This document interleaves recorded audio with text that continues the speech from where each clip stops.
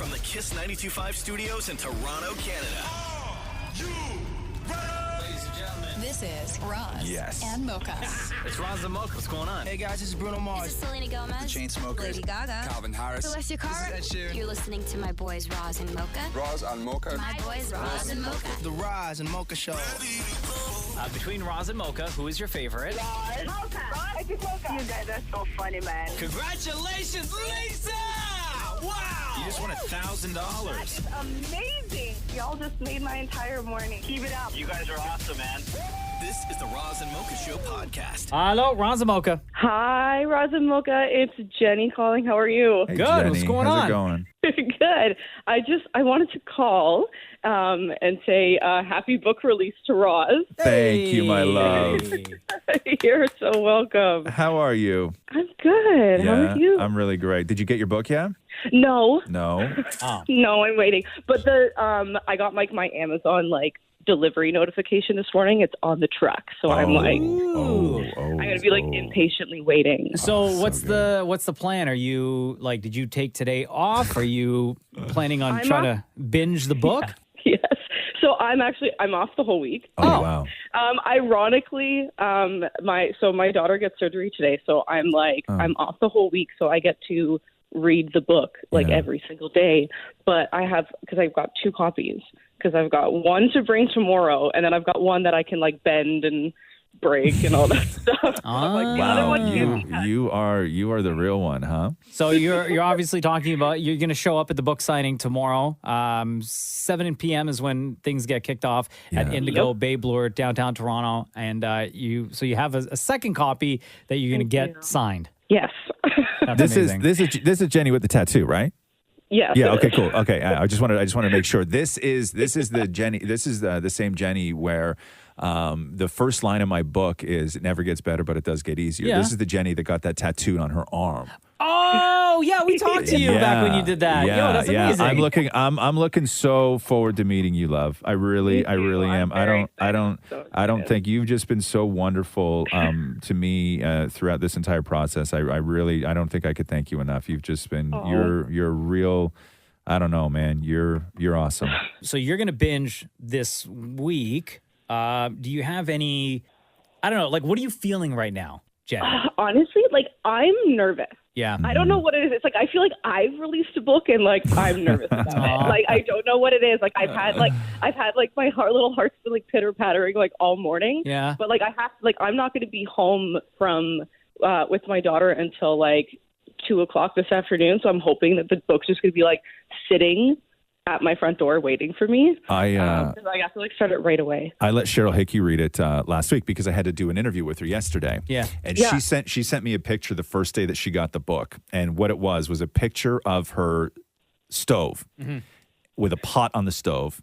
And in the pot on the stove was rice that was burnt black. Oh my God. And she was like, I picked up your book and this is what happened to my children's dinner. Oh no. Right? He burnt up rice. So they ordered Burger King. Oh no. That's gonna be me. So she couldn't put it down. And it was great. Yeah. Well, I want to be able to finish it by the time that I get to see you tomorrow. So that's my goal. I believe you will. I believe you will. Yeah, for sure. That's incredible. Jenny, you know how much love we have for you. Thank you very much for calling in, for checking in. And we can't wait to see you tomorrow and can't wait to hear what you think about Roz's memoir. Yes, I can't wait to see you guys tomorrow either. Congratulations again, Roz. Thank you, love. Thank you. We'll see you tomorrow.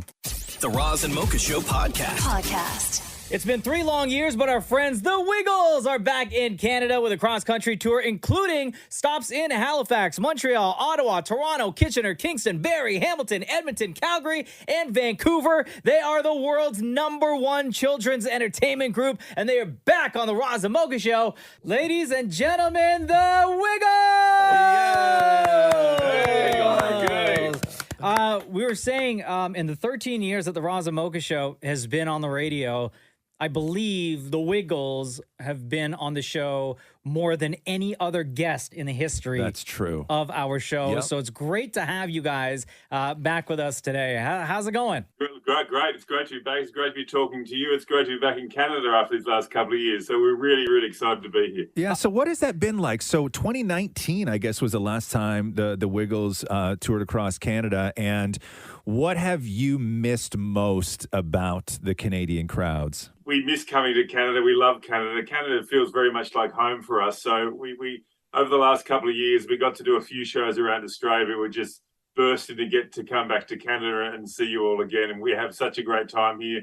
We're doing the whole country, and we're just thrilled to be able to be back here and see you again. Tashay, you are, of course, the new yellow Wiggle in the past little while, and hitting the road and seeing the way the crowd reacts and hearing them sing. What is this experience? Obviously, not being able to perform in Canada just yet. So far, what has this experience been like for you? Oh, it's been an absolute journey and I've loved it. It's only been just under a year and it feels like it's been such a blur. I've absolutely loved it. Being on stage and meeting all the families and seeing their reactions to having a new character on stage, and I absolutely love it. So I'm very much looking forward to performing Canada. Now, the guys you're sitting with are road hard. They've been doing this a long time, and they understand what touring does to the human body. What advice have they given you on how to survive these massive tours that you guys do? I'm deaf as well. That's what happens. So I've got a lot to look forward to. Now, for you, Simon... Anthony just said, has the interview started? Now, Simon, Simon, for you and Lockie as well, for you, we know, Simon, you have a little boy at home, and Lockie, you have two little ones at home. How has life on the road as being fathers now changed your experience as also being part of the Wiggles? A few different emotions, leaving little ones at home, coming over for a 6-week tour, but it's also, it kind of an amazing thing we get to do. We wish we were in studio seeing you guys. It's not the same being on a computer, but it's so good being here, and it actually, it makes the kids so happy at home what we do. So it's pretty cool thing. Now, I'm going through a very different emotion because Asher and my wife Lauren are here with me, so it's a very different ballgame. Oh, nice! Nice, that's amazing. So you're not a lot of sleep happened on that plane, let me tell you. Oh, no. Since you haven't been touring in Canada since 2019, and we know like the roster of songs that are in the Wiggles catalog, is there one particular track that you guys are looking forward to the most to perform for your Canadian fans, and you cannot wait to see their reaction when they hear that song? You know what? I think when we do the Rose and Mocha song about the book that Ross wrote, we're going to go crazy. We're going to do the song in the show. Yeah, and hold up your book east to west. Yeah, he's got the book right here. It's right there. That's what it looks like right there. See, I got it. That's what you get. It's a great cover. Thank you very much. I appreciate that. Okay, so let's hear the song then. What is it you guys got planned for us? Always love it. Should see the actions that go with it. There's some country guys in Canada. Who are you talking about? Ross and Mocha, they're not amateur. Kiss 92.5, we listen to them when we drive. Toot toot chugga chugga in the big red car. There's more to this story though. Ross makes us think, Mocha's always joking. Always joking. Ross wrote a book. It's a beauty. A little bit broken. There's somebody we're missing. Is Mari in the book or not? I guess Ross forgot.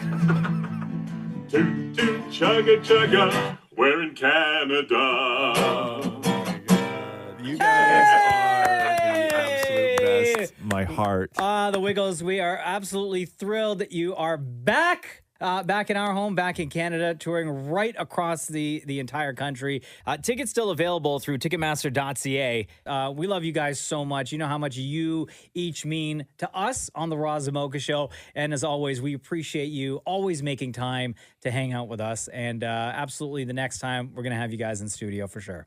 Thank you. We feel the same way. Thank you for having us. Great to talk to you again. Say hi to Maury. Right on. We will. Have a wiggly day. Bye. The Roz and Mocha Show podcast. Podcast. I got to play you these Seth Rogan clips from an interview he just did with Complex. Seth is out promoting. He's got this company called Houseplant. Yeah, it's his weed company. His weed company, and they sell like these beautifully like designed accessories, like ashtrays and like holders for your weed, and like ergonomically comforting like trays for you to roll your weed in. Yeah, it's like a TV dinner tray, right? With all like the little sections for you to like roll all your joints and store all your stuff. And like it's pretty crazy. And like the stuff looks really It's nice. beautiful. It's beautiful. Expensive as hell. There's one ashtray that he has that's like a real sort of mid-century sort of look to it, where it sits beside your couch and it hooks over like one of those like lamps, right? It's really beautiful. Like his stuff is great. Yeah, there's one item, and it's like pretty expensive too, but you understand why. But it looks like a cologne bottle. Yeah. Right? But like fully square with like a square like lid. But when you pop the lid off, it's there's a slit in it for you to place your weed. Oh my Like after you've rolled it and started smoking it, for you to place, just to hold it. Like to but put it's your joint? Yeah. Yeah. Yeah. Beautiful stuff. But this was a great question from the interviewer to Seth Rogan, because obviously worldwide well-known weed smoker. Yeah. Right? But listen to his answer to this very interesting question. Weed is something that's so obviously integral to your personal brand and now professional brands with Houseplant and stuff. But I'm wondering, when is the last day that you smoked no weed? The last day I smoked no weed, probably when I was in like Singapore or like South Korea or something like that. Yeah, honestly, in like 2011 maybe was the last day I smoked. So over a decade, there hasn't been a single day where you haven't. Yeah, when I went and promoted the Green Hornet, the guy who played Kato, this guy Jay Chow, who's like a huge pop star in all over Asia, and he's from Taiwan, and we did an Asian press tour of the movie because of that, which never happens. We went to Singapore and Korea and Tokyo and all these places, and you cannot smoke weed in a lot of those places. I remember I arrived in Singapore, and they put a thing in your passport that's like, if we catch you with drugs, you'll be executed. And I was like, holy like that's like a little thing they hand you. And I was like, dear God, that was some high stakes packing, because like often I'll arrive somewhere and I'll open the breast pocket or something and like there'll be a joint inside. And I'm like, oh my God, if I got executed in Singapore because I left a roach in my shirt pocket, that'd be a sad way to go. Yeah. But on brand. And then also, you imagine someone like Seth Rogen, again, well-known weed head, like meets people everywhere he goes, and the one thing that another weed head would want to do is roll and smoke with Seth. I can't even imagine. Listen to this. As a non-smoker trying to learn weed etiquette, what is the proper way to turn someone down? I imagine when people say, yo, Seth, yo, can I hit? Like, I'm sure that happens all the time. What I do is I keep a pocket full of joints at all times on me, and if there's someone who comes up to me I don't want to smoke weed with, I just give them a joint. Wow. And I'm like, and that's on me. Have it. And they're thrilled and they're psyched, and if they get a whole joint and I don't have to smoke weed with this person. Stranger. That is Seth Rogen. The Roz and Mocha Show podcast. Podcast. Y'all see Johnny Depp dating his lawyer now? Well, not the lawyer everybody thought he was going to wind up with, though. Yeah, because those rumors flew out like right away. Not the Camille Vasquez, not her. No, this was one of his UK lawyers from that first trial. Her name is Joelle Rich. Yeah, beautiful name. She was for support, apparently. She was at, which state was it again? The big one against Amber Heard? Virginia. The one over here in Virginia, yeah. So she was there in Virginia, like in the crowd, like really? There to support, low-key support my man. Interesting. And here everybody thought that it was Camille Vasquez that was that she was probably like, yes, let's just go with that rumor for now, get the heat off of me. She's a titan, that woman, though, Camille Vasquez. Jeez, I saw that she, as soon as that trial was over, she was getting offers left, right, and center to go join other firms. And, of course. Right? She's a star. All these big promotions now. A total star. But yeah, no, I don't. Geez, and you sort of knew that something like that was going to happen. Like, can people just not date? You know what I mean? Like, can you just not be the thing one time that everybody thinks you are? Johnny Depp. Oh, you mean like him and Camille? No, like Johnny Depp. Oh. Right? Like, you everybody's not do it? No, everybody's like, oh my God, his lawyers are beautiful, right? And then everybody's like, oh my God, he's totally going to date one of them. Yeah, but you spend so much time in a boardroom together discussing pouring out your feelings. Yeah, it's hard not to fall for each other. Still, there's a level of professionalism, though, that I think that you have to have. Have you not watched every movie? Yeah, that's true. I know. You see how these things play out, man. I know they do. Because Lori's right. I Like, know. they spent, like, how much time together going over Yeah. details and then, like, talking personal stuff. This is why I refuse to go into a boardroom with you, Ross. Right, I know bad stuff's going to happen. I know, but even going over the details, like there's some details that you would think in Johnny Depp's life that would just straight up turn somebody off. Yeah. But it's because it's Johnny Depp, right? If She that fell guy for drove a it. tow motor for a living, right? He's not dating his lawyer, right? No matter how much time they She's like, spend in a "You're trash, boardroom. you're trash." No offense to tow motor drivers, okay? I mean, some of them might be hot. Right? Some of them, you're right, Maury. I've driven a tow motor. But we'll see how long this relationship lasts. But yeah, I don't know how long it's been going on for. Yeah. Like if it was close to the end of that particular UK trial. I'm sure. Right? I'm if sure. it started once it finished, or if it started like as they were prepping for that trial and spending all that time together. And it's hard to go public too, right? Like, because they're not going to last. Like, we know that. I don't think they're going to get married. I think they're just like, mucking around, right? We think by Christmas? I mean, I don't want to place bets on the man's relationship or hers. But yeah, 100% before Christmas. Before Christmas is over? Yeah, Oh. yeah. The Roz and Mocha Show Podcast. Jackie. Yes. Hello, it's Roz and Mocha from Kiss. How are you? I'm good. How are you? We are doing good. Understand that you are about an hour outside of North Bay. Where exactly? The town is called Field. Oh, nice. You like it out there? Yes. Okay. Tell us a little bit about Greg, because Greg reached out and wanted us to give you a shout out. Yeah. Greg is my fiance.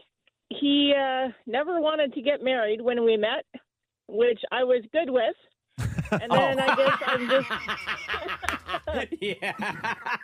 Why? Fair enough. Why? At first, Greg been wasn't there, like a done key. that. Oh, okay. So it's not like you looked at him and were like, nah, I'm not going to marry you. Well, maybe, because I didn't want to get married, so. Okay. So when you guys met, were you like instantly boyfriend, girlfriend? Was it casual? Like, what happened? Okay, so we were supposed to be friends. Okay. How does that? How do you come to that arrangement? Like, how does that even happen? Okay, so it had been maybe, 7 months or so since I'd been separated. Yeah. So I wasn't looking for anything serious. The separation was a long time coming. Yeah. I'd been married 15 years, but You just wanted to have some fun. yeah, Yeah. Nice. How did you and Greg meet? in a bar. Oh. Old school. Classic. Okay. Classic. Yeah. And then what? Well, I guess first date was a bar. Okay, and then it all started from there. Yeah. But yeah, I guess, I'm just so awesome that I made him decide he wanted to get married. So Greg had never been married before? No. No. Wow. And how did he propose? Actually, we were planning a trip to Toronto, and he wanted to go on the CN Tower, and I'd never been, and we're both not good with heights. I'm like, no, let's do something else, and he just kept pushing. So I decided, fine, he wants to do this, I'll go. So at the top of the CN Tower, he got down on one knee, and that was that. Aw. Do you remember what he said to you? Well, he made me read this little poem first thing, and as I was reading it, that he had written, because he's good at that, then as I was reading it is when he got down on one knee. Wow. And I'm not into this fairy tale thing or whatever, but it turned out to be like that because it was just like... Come on, Jackie.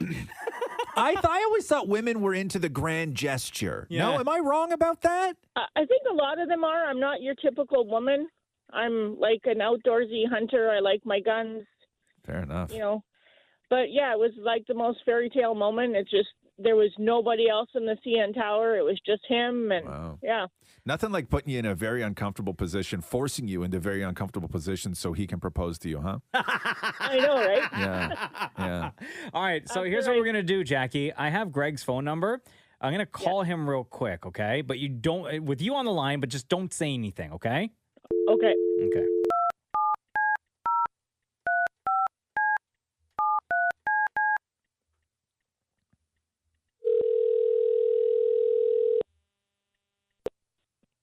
Yo, Greg, what up? It's Roz and Mocha. Good, you? Good. man.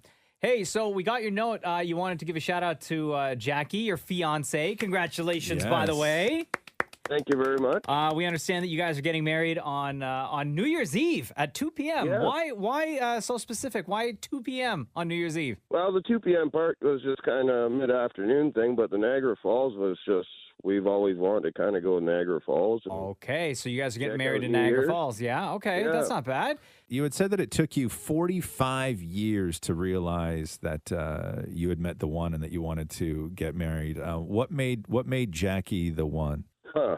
Well, she's always there for me.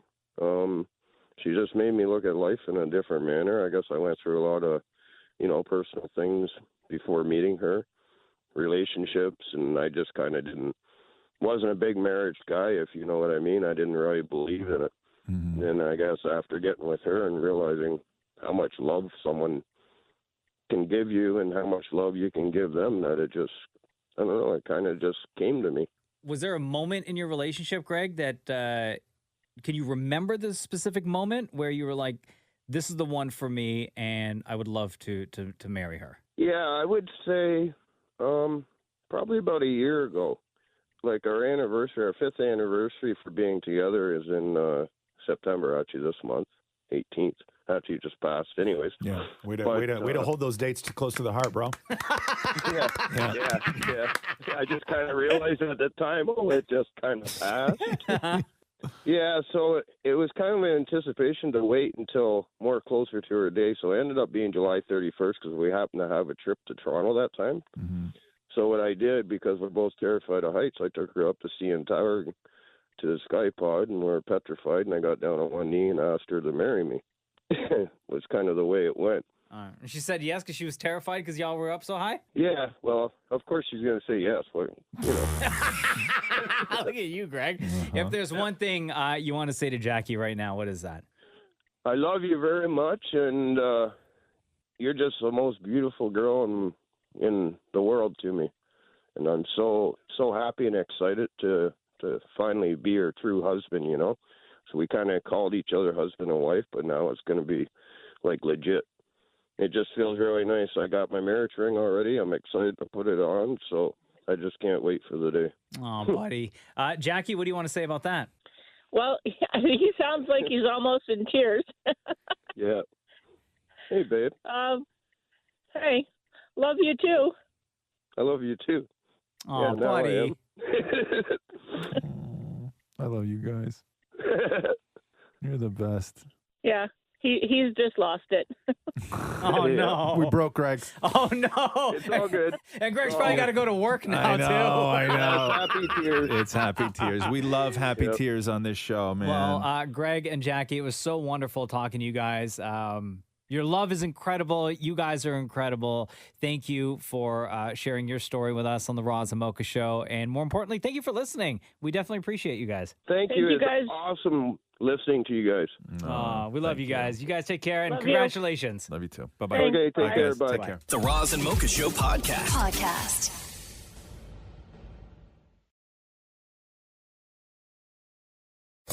Roz and Mocha's Fix My Life. What advice can you guys give me? Okay, so my question is... Got a problem you can't fix? Roz and Mocha got you. Krista, OMG, been waiting all day to talk to you. Welcome to Roz and Mocha's Fix My Life. Before I ask 1,000 questions, please tell everyone why you reached out to us. Oh my God, coworkers can be the worst. Okay, so yours says, Roz and Mocha fix my life. Yeah, OMG, coworkers can be the worst. I have a coworker who makes rude comments to my face, and it always catches me off guard. I need help figuring out what I should say to her or if I should go higher up. So, what are the things that your coworker is saying to you? So actually this week she came up to me and touched my stomach and asked if my third baby was on the way. Oh, wow. She asked me if I wear maternity clothes, even though I haven't been pregnant in like 7 years. Wow. Yikes. You know what's interesting is as soon as you started saying this, that, oh my God, coworkers can be the worst. I have a coworker who makes rude comments to my face. Am I the only one that thought that you were going to be talking about a guy? You know what I mean? No, I thought she was going to, I honestly thought Yeah? that she it was this. It was with another Really, female coworker. I wasn't yeah. prepared to talk about another woman. Does she always like make comments about how you look, or does she make comments about other things as well? It's mostly about how I look. Like she said loudly in the office that, oh, I'm not eating cake or chocolate because I'm on a diet, which I'm not on a diet. Oh my I God. just don't like those things. Wow. Now, the two of you, are you guys like on the same level? Is she more superior to you? Are you superior to her? No, we're on the same level. Mm-hmm. What kind of place do you work? Like, is it like warehouse? Is it office? Is it? It's an office, so like we're office workers, and yeah, so we see each other in the lunchroom sometimes. We don't sit near each other. So Big staff, small staff? Big, yeah. Big, okay. Have you ever approached her on this? Like, said anything? Every time she says something, it really catches me off guard, so I kind of like stand there and laugh at it, which I know I shouldn't, but Yeah. Does she say this stuff in front of other coworkers? No, it's usually alone. So one thing that I would recommend in a situation like this is you can bring this to somebody else. For sure you can, right? But if you feel that you sort of want options, the one thing you can do is you can talk to her. But I would recommend catching her off guard in the same way that she sort of catches you off guard, meaning don't have that conversation in the moment, right? Because what's going to wind up happening is she's going to say something and you're going to go, actually, you know what? Like when you say that stuff, like it kind of sucks and it hurts my feelings and it's really, inappropriate and whatever else, name it, right? She's going to look at you and go, oh my God, it's just a joke, right? Yeah. So what I would say to you is I would go to her and bring it up with her in a moment where she's not saying stuff like that. Yeah. Okay. And just say, hey, can I grab like a couple seconds with you? I was just, I've just been kind of going over this in my head, and there was this comment, and come with specifics, right? Like asking me if I'm wearing maternity wear and like looking at my stomach and all this other stuff. Like one, it's really I shouldn't have to hear that stuff when I come to work. I shouldn't have to hear that stuff. I shouldn't be singled out for anything. And when you say it, either privately to me or within a group, it really sounds like you have some sort of problem with me that I don't know what I did to deserve it. So if there's something you need to talk to me about, let's do that now. And she will guaranteed apologize to you and say, oh my God, it's nothing that you did. I was just joking. And my favorite line whenever somebody says something horrible and then they say, oh my God, I was just joking, the thing that you need to say to that person is, oh my God, I love jokes. I didn't get it. Explain it to me.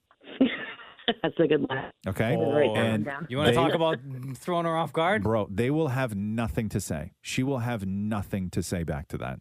And then if the behavior continues at that point, you can bring it up with your manager. Yeah. And you can say to your manager, hey, I tried talking to her about this. And then at that point, she can't deny that you didn't try to have a convo with her. Yeah. Yeah, I just didn't want to sound like petty going to like It's not managers. petty. That's not petty. And this is, I'll tell you, you women, geez, okay? You have to understand that taking, reacting, defending yourself from taking abuse is not petty. Yeah. Okay? That's true. It's not petty. Don't look at yourself as petty. That is the farthest thing from petty. This is why so many people, so many women in your situation feel that they have to sit there and take it, especially in an office environment, right? Yeah. Because you think speaking up is going to make you somehow look bad. No. Yeah. No, it doesn't at all. Does that help, Krista? Yes, 100%. All right, girl. Really. Jeez. Thank you And so can much I for say- reaching out. Yeah, of course. Go ahead. Roz, Yeah. I watched your video last night and I cried so. Oh, thank you. You watched the proposal video that Yes, that I did? yeah. Yeah. Oh, it's not like she said she didn't like your phone was cutting out. Oh man, shut I'm up. just Oh, kidding. You're so rude. Krista, you are the best. All the best to you, okay? All right, thank you. Roz and Mocha's Fix My Life. On Kiss. There's a new terrifying movie called Smile that is out tomorrow. If you get a chance at some point today, go watch the trailer. So they did a really good job with this Break thing, it down man. for people. What in the hell is this movie about? Because I saw a little bit of the trailer and I was like, got to see this. And then I saw this sort of stunt marketing thing that they did at the baseball game the other night, where they took a couple people from the cast and they were sat right beside home plate and they just had those smiles on their faces. The terrifying smile. Terrifying This smiles. movie is insane. Okay, so break it down. Did you watch for the whole thing, people. Maury? I did. Without spoilers, Maury, like what is it? Is it supernatural? Is it horror? Is it slasher? Like It what is- sort of it is genre like is it it is in? horror. Okay. And Without spoiling it. Okay, don't say anything. You don't know how to non-spoil. I know that's the problem. Then you shush. Here's how the plot reads, okay? Yes. After witnessing a bizarre traumatic incident involving a patient, Dr. Rose Cotter starts experiencing frightening occurrences that she can't explain. As an overwhelming terror begins taking over her life, Rose must confront her troubling past in order to survive and escape her horrifying new reality. Okay, fair Can enough. I say this? Yeah. Without spoiling? I don't think this spoils. It's in the trailer. As you die, you smile. Okay, gotcha. Well, that I didn't know. Yeah, but I think that is in the trailer, though. No, It's not spoiling anything. Yeah. It doesn't say that when you die. I didn't know those people were It's dead. who's not? Why? That's No, those people have that to are smiling. die. I didn't know that they were dead. Well, we still don't know that. Well, what just said. I know. But it was fantastic. Yeah.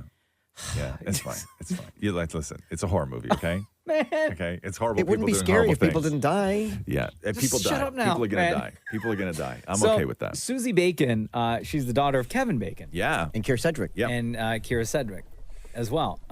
So she's in this movie. Dammit Moore got a chance to talk to Sosie Bacon about Smile again in theaters tomorrow. Oh my God, this movie was effed up. That's You were for sure. fantastic in this movie. You crushed it in this. When people smiled, it is the creepiest thing ever. Since making this movie, have people smiling at you freaked you out moving forward? And what makes a creepy smile? Okay, I found that I didn't really think about the smile thing until I actually saw it. And then when I left, I remember I was giving like my valet ticket and the guy was like, "Thank you." And he like passed me my keys and I was like, that was really like deranged. And I'm sure he was just being friendly.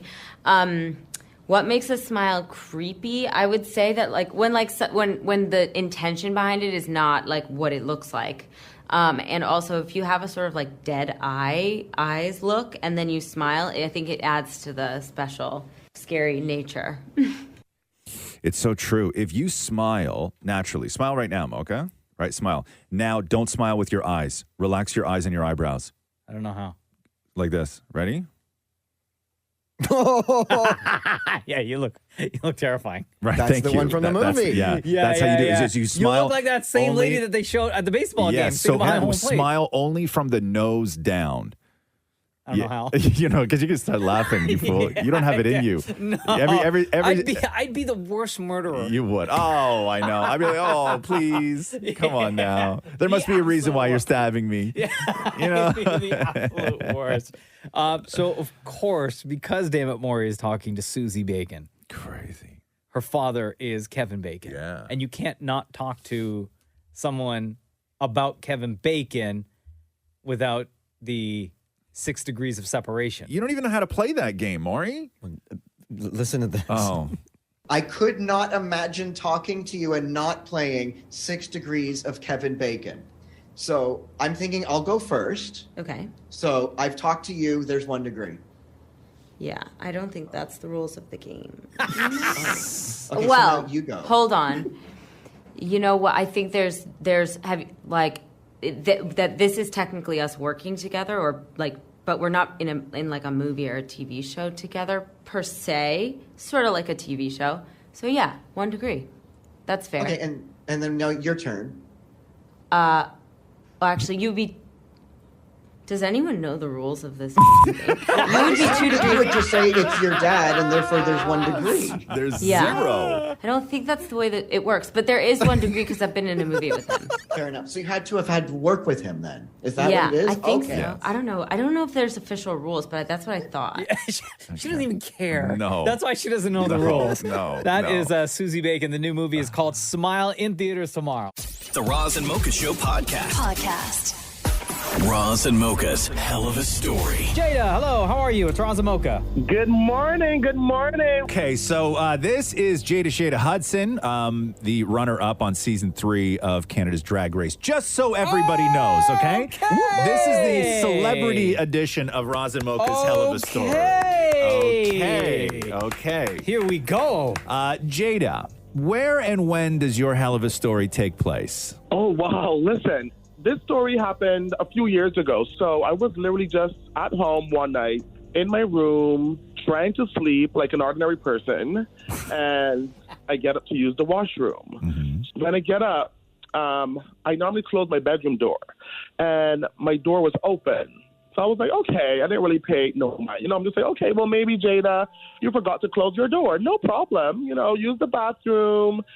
Came back in my bedroom, closed the door, put on my rainfall music. I love to sleep to rainfall. It's so common. Oh, my God, Jada. That's me. Is it really? Yes, I listen to rainfall at night, too, to go to sleep. Awesome. I know there was something why me and you clicked. I know. Okay, so you're listening to the rainfall. So I'm listening to my rainfall. The door's closed, dozing back to sleep. No. Something for some reason woke me up. So I got up and my door was open. No. And I'm just like, okay, that's a little weird. So then I closed the bedroom door again. And I'm now scrolling through Instagram and Twitter, just social media stuff. And the door literally opens a little bit now. I'm just like, okay, no. I'm right here literally on my phone on Instagram because now I can't sleep. And the door literally opens again, a little crack. And I'm just like, okay. And let's be clear here. So in your, you don't have a cat, no windows were open, nothing that would explain this going on, right? Oh, no. Okay. No cats, no dogs. I live in a small Toronto condo. So, there's hardly any windows. You hear the door open and what? You immediately look over at the door? Yeah. Immediately looked over at the door. And I'm just like, okay, what is happening? Something's going on. But then as I look at the door now and I got up, I felt weird. And weird in a sense, oh Lord, here we go. Weird in a sense that I felt like I had sex. Oh. I hope I can say that. Hold on, what? Jada? Hold on. What? What did you just say? What? Okay. Hold on. So you stood up, you look at the door, and that's what you felt, Jada? It felt so weird because, I don't know if you know, but I know how it feels when, behind there have been tampered with. Okay, tampered. That is one hell of a way to say this. Okay. I was like, wait, why do I feel this way? Yeah. And I was walking around the room and I'm just like, what happened? I'm just like, I know I didn't have sex. And I haven't had sex for a long time because, busy person, gig, going to bed, sleeping, ordering Uber Eats, sleeping. I have no time for that. Yeah. So I'm just like, why do, my booty feels like... Okay. Okay. Yeah. So then I literally, laid back down and tried to, see, okay, maybe it's your mind, Jada, I toss and turn, and I'm just like, okay, this is not really feeling okay. I'm just like, let me just see if the feeling will go away. And it didn't. So then Googled, have anyone fallen to sleep and woken up feeling like they had sex or da-da-da. And literally, when I Googled it, there are a lot of people that actually said that they have had sex with a ghost. Hold on, Jada, you mean to tell us that one night in your condo, your bedroom door open, a ghost came in and had sex with you? Well, it wasn't a human being for sure. Something did. The crazy thing about it is that recently when I told the story on Drag Race, a lot of people actually was in my DMs and they were saying, yes, Jada, that does happen. And then it even got crazier with people even saying, Jada, ghosts aren't the ones that really have sex with you. It's a demon called, and someone called literally a demon's name. And I'm just like, okay. What name? Say the name. Say the name. I can't remember what the name is. Okay. It begins with S, I think. Hold on. I'm gonna Google booty demon right now. Hold on. Yeah, for sure. Does it make you feel any better or worse with the idea that it could have just been a ghost, or it could possibly be a demon? Does one make you feel worse, more violated? Oh, you know what? It makes me feel more violated if it was a demon. Yeah. Maybe I was going through something around that time. Yeah. Maybe it was an ex. I left and he was really upset and maybe he sent a demon. I don't know what it was. But then on the other side, if it's just a regular ghost, it could have been somebody's dead grandfather. Well, I mean, I am into daddies, so I mean, why not? Damn, Jada. Jada, that is one hell of a story. Thank you for sharing on the Roz and Mocha Show. And for the record, before we let you go, Jada, I tried. I got nowhere Googling booty demon on a work computer. So if anybody has better luck with that, just shoot me a text and let me know. Thanks, Jada. Thank you guys for having me. Right on. You're the best. The Roz and Mocha Show podcast. So let me talk emojis and you Gen Zers and millennials. Mocha, I had to throw millennials in there because I know you're a millennial. Gen Z, where you been? Oh, you're Gen Z now? What do you Deepa, mean are now? you Gen Z, Deepa? You're Gen Z, right? Yeah. Yeah. So, Deepa and I are Gen Z. Wow. Yes. two of you. Totally. What the hell does that make for you, Roz? Shush, Maury, okay? So here, let me talk emojis real quick because Okay, I just read a stat right here. And because you know me, I've never in my life sent an emoji, right? Listen to this stat. More than half of messages from Gen Zers or millennials include at least one emoji. And Gen Zers estimate that 41% of their messages are only emojis. Yo, Yes. facts. Is that facts, Deepa? I think so. I guess it makes sense, at least in my perspective. Like, if it doesn't have an emoji, it's too serious. People might get it the wrong way. So, Yeah. like, laughing face, Like, are crying you face, are you happy even face. part of the conversation if you're not using emojis? Do you remember when I used to, like, when people used to perceive me as being grumpy because I would put a period in my texts? Well, you don't do that. What do you mean you don't do that? You will sometimes. Yeah? You will hit a word. Yeah. Right. Say word, and then it would be word period. Word period. Word period. But if you remove all the periods, right? It's the sentence that you want to say, but it's the structure that you then. But punctuation in text. No. Periods are a waste of bandwidth. Oh, stop it. Here, let me give you another stat here. So they put a collection of emojis together, and these are the emojis that make you the most likable, and these are the emojis that make you the least likable. Ooh. Okay? So the blowing kiss face emoji, use that one a lot, Mocha? Yeah, I do. Yeah. Deepa? Yeah, a lot. Maury? A lot. No. Shem?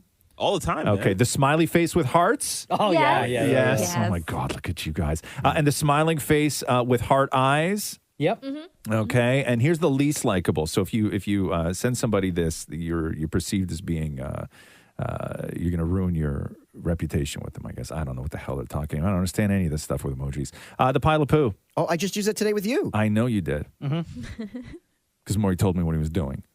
By the way, I already knew because I went in the bathroom right after you, and there was a nest on the toilet. When Maury goes number 2 at work, he builds a nest, like he uses like an entire roll of toilet paper, and he builds like a baby bird nest around the toilet seat to sit on. But you don't even push and half the nest was still sitting there. Like I knew it was you. I went in, I saw the nest. And was it one of those? Because Maury's notorious for like trying to push the toilet paper Yeah, in with his it was foot. half in the toilet and wet, and half sticking out. So it looked and- like the toilet has a tongue. No, it was just. All right, it well, was enough just- about me. Back to your Oh, emojis. okay. The yellow angry face. That's another one people don't I like. use that to my husband all the time. Anybody want to take a shot at what the number one emoji is that makes you a less likable person? Deepa, go for it. It's probably the eggplant or the Yes, peach. it Is it the eggplant? eggplant. Yes. Come on, ain't nobody got a problem with the peach. Yeah. The Roz and Mocha Show podcast. Hey, let me play that Ryan Reynolds clip. Because I know you and I sort of feel the same way about Deadpool, right? Yeah. You know what I mean? Like He's okay. He's okay. I wasn't blown away by Deadpool the way everybody else is blown away by Deadpool. I think- found that I found that the sort of self-awareness of it, the levels of self-awareness of it sort of took me out of Deadpool, right? Like mentioning things like, you know, actors who play characters and, you know, Stan Lee by name and like this kind of thing. Like it took me out of it a little bit, right? And I think the hype that, because I didn't watch Deadpool right when it came out. I watched it like a couple of months later. Yeah. When it was like on demand. Yeah. And I think the hype surrounding Deadpool and everyone's love for it affected my first viewing of the movie. Because I went in and I was like, oh my God, this is like going to be one of the greatest superhero movies ever. And I'm a huge MCU fan. And this is like the first one that people are creating so much hype about that's outside of the MCU. Right. And then I watched it. I was like, that's all right. And I didn't even, really like part 2 either. I didn't even watch part 2. You didn't, no? Yeah, No. it was fine. It was fine. But I love everything else that Ryan Reynolds does. and like the marketing behind everything that he's a part of. I think he's a friggin' genius. Yeah. And I love the guy. So now that MCU, they're going to start introducing X-Men into the world. Which I'm very excited about. The idea that a lot of people had was, we'll just like reboot every character, start from scratch, and that way you can take those characters and those actors and move them forward, right? But everybody wants Hugh Jackman to still be Wolverine. But Hugh Jackman's like, will be much older than, you know, everybody else, which maybe is fine. But here's the video that Ryan Reynolds released with Hugh Jackman. Did you watch the video? Yeah. Okay. Yeah. Announcing that Hugh is back as Wolverine. Hey, everyone. We're extremely sad to have missed D23, but we've been working very hard on the next Deadpool film for a good long while now. I've had to really search my soul on this one. His first appearance in the MCU obviously needs to feel special. We need to stay true to the character, find new depth, new motivation, new meaning. Every Deadpool needs to stand out and stand apart. It's been an incredible challenge that has forced me to reach down deep inside, and I have nothing. Yeah, just completely empty up here and terrifying. But we did have one idea. Hey, Hugh, you want to play Wolverine one more time? Yeah, sure, Ryan. So that that's it. scene is Ryan Reynolds sitting on a couch. He's obviously inside of a house, and you don't even see Hugh Jackman's face. You just see him walk by behind Ryan Reynolds. And the part where he says, yeah, sure, why not? He's just like walking up the stairs in this house. And hey, Hugh, you want to play Wolverine one more time? Yeah, sure, Ryan. Right, and a lot, it's brilliant. And a lot of people, I mean, there's a lot of people very happy that Hugh Jackman is going to come back and play Wolverine, but there's a lot of people that are not, because Logan was like the perfect movie for a lot of people, and it was the perfect sort of ending for that character. Yeah, Sure. for his version of Wolverine. But here's a great thing about Marvel and where they are right now, because they're really embracing, and I think that they were the only way to continue with movies is to embrace the multiverse. Yeah. Right? I don't like the multiverse, man. Too confusing? No, I'm just not a fan. Yeah. So I think that with Wolverine, whether you're going to eventually transition to another Wolverine that's going to take that role and evolve with it, much like Hugh Jackman did when he started all those years ago, this may be like some sort of multiverse version. And I don't know if we'll see Hugh Jackman as Wolverine after this. Right. The Deadpool. multiverse makes my head hurt. I get one of those damn it Maury thinking headaches. Yeah. You know what I mean? I told you. It's too confusing. The Roz and Mocha Show podcast. I was watching videos of Deepa doing her F1 game. Oh, yeah. I don't know. I find it so entertaining. I don't know what. I don't know what. Because I don't know. Because I think what makes. So explain this to people that don't know, Deepa. So you play this F1 game, right? What is it? Yeah, it's F1 2022, and basically, like, I'm now starting. I've been playing for a couple weeks, and it's a very, very hard game. The steering is very difficult. You can set your settings to different things to help you with traction control and all these different things. And It's basically it's just F1 F1 racing. Okay. That's what you're doing. But it's not like Deepa doesn't have like a joystick. Like she has like a steering wheel in her living room. Can I tell you too? And we've mentioned this before. Those steering. I looked into getting one because I played this game as well. It is very difficult, and I looked into getting one of those wheels. Yeah. Here is how much of an F1 fan Deepa is. Yeah. Her and her husband bought a wheel that's like $500. No, a steering you did wheel. not. Did you? Yeah. Does it stay there all the time in the living room, or does it go away? Yeah, it's in the middle of like our room, so it's directly in front of the TV, and it's just set up there permanently now. So it blocks us from watching everything, but it's okay. But how are you progressing? Because I know at the beginning, because the couple of the videos I saw here, do you have a montage I there? do, yes. This is Deepa playing the F1 game.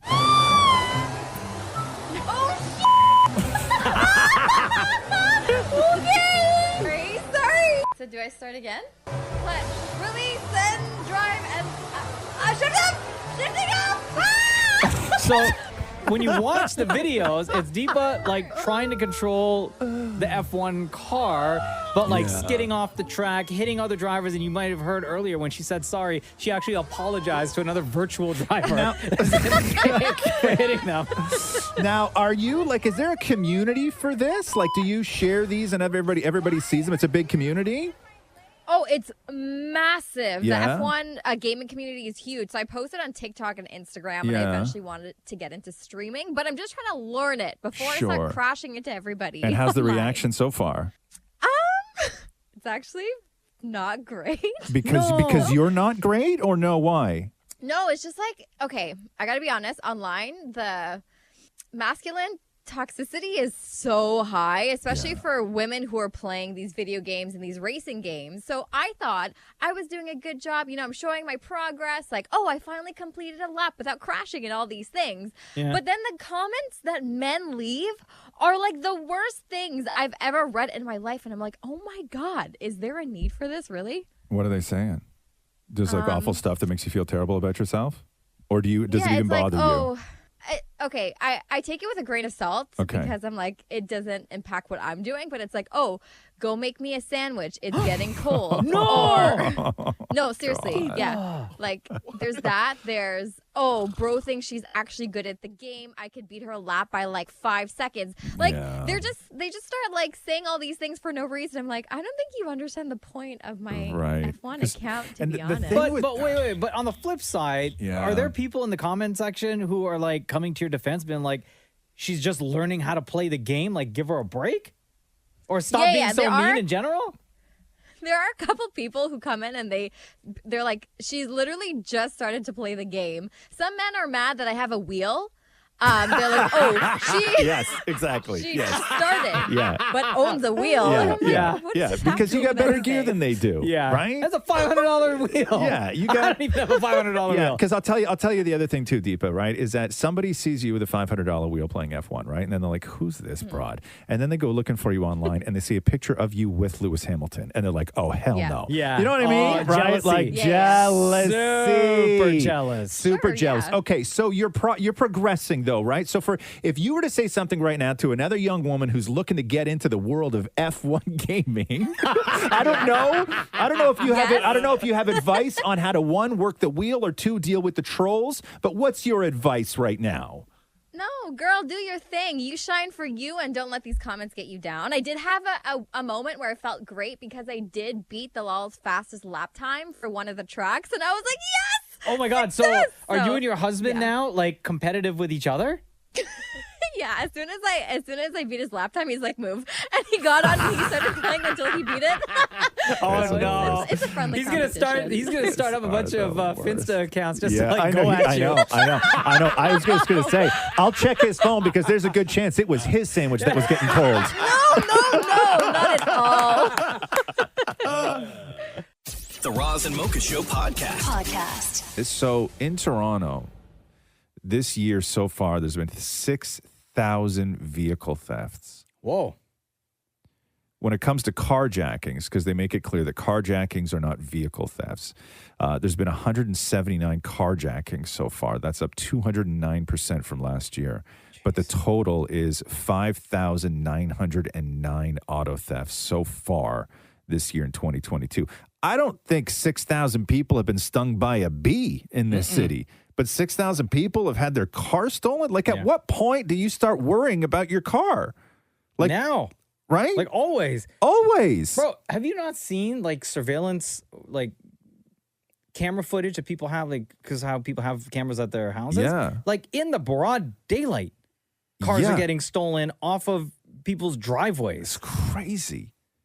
That's nuts. 6,000 cars? And I know it's a giant city and everything, right? Still, 6,000 is a lot. 6,000 cars. Knock on wood, this doesn't happen to me. Do you use a bike lock for your Yaris, Maury?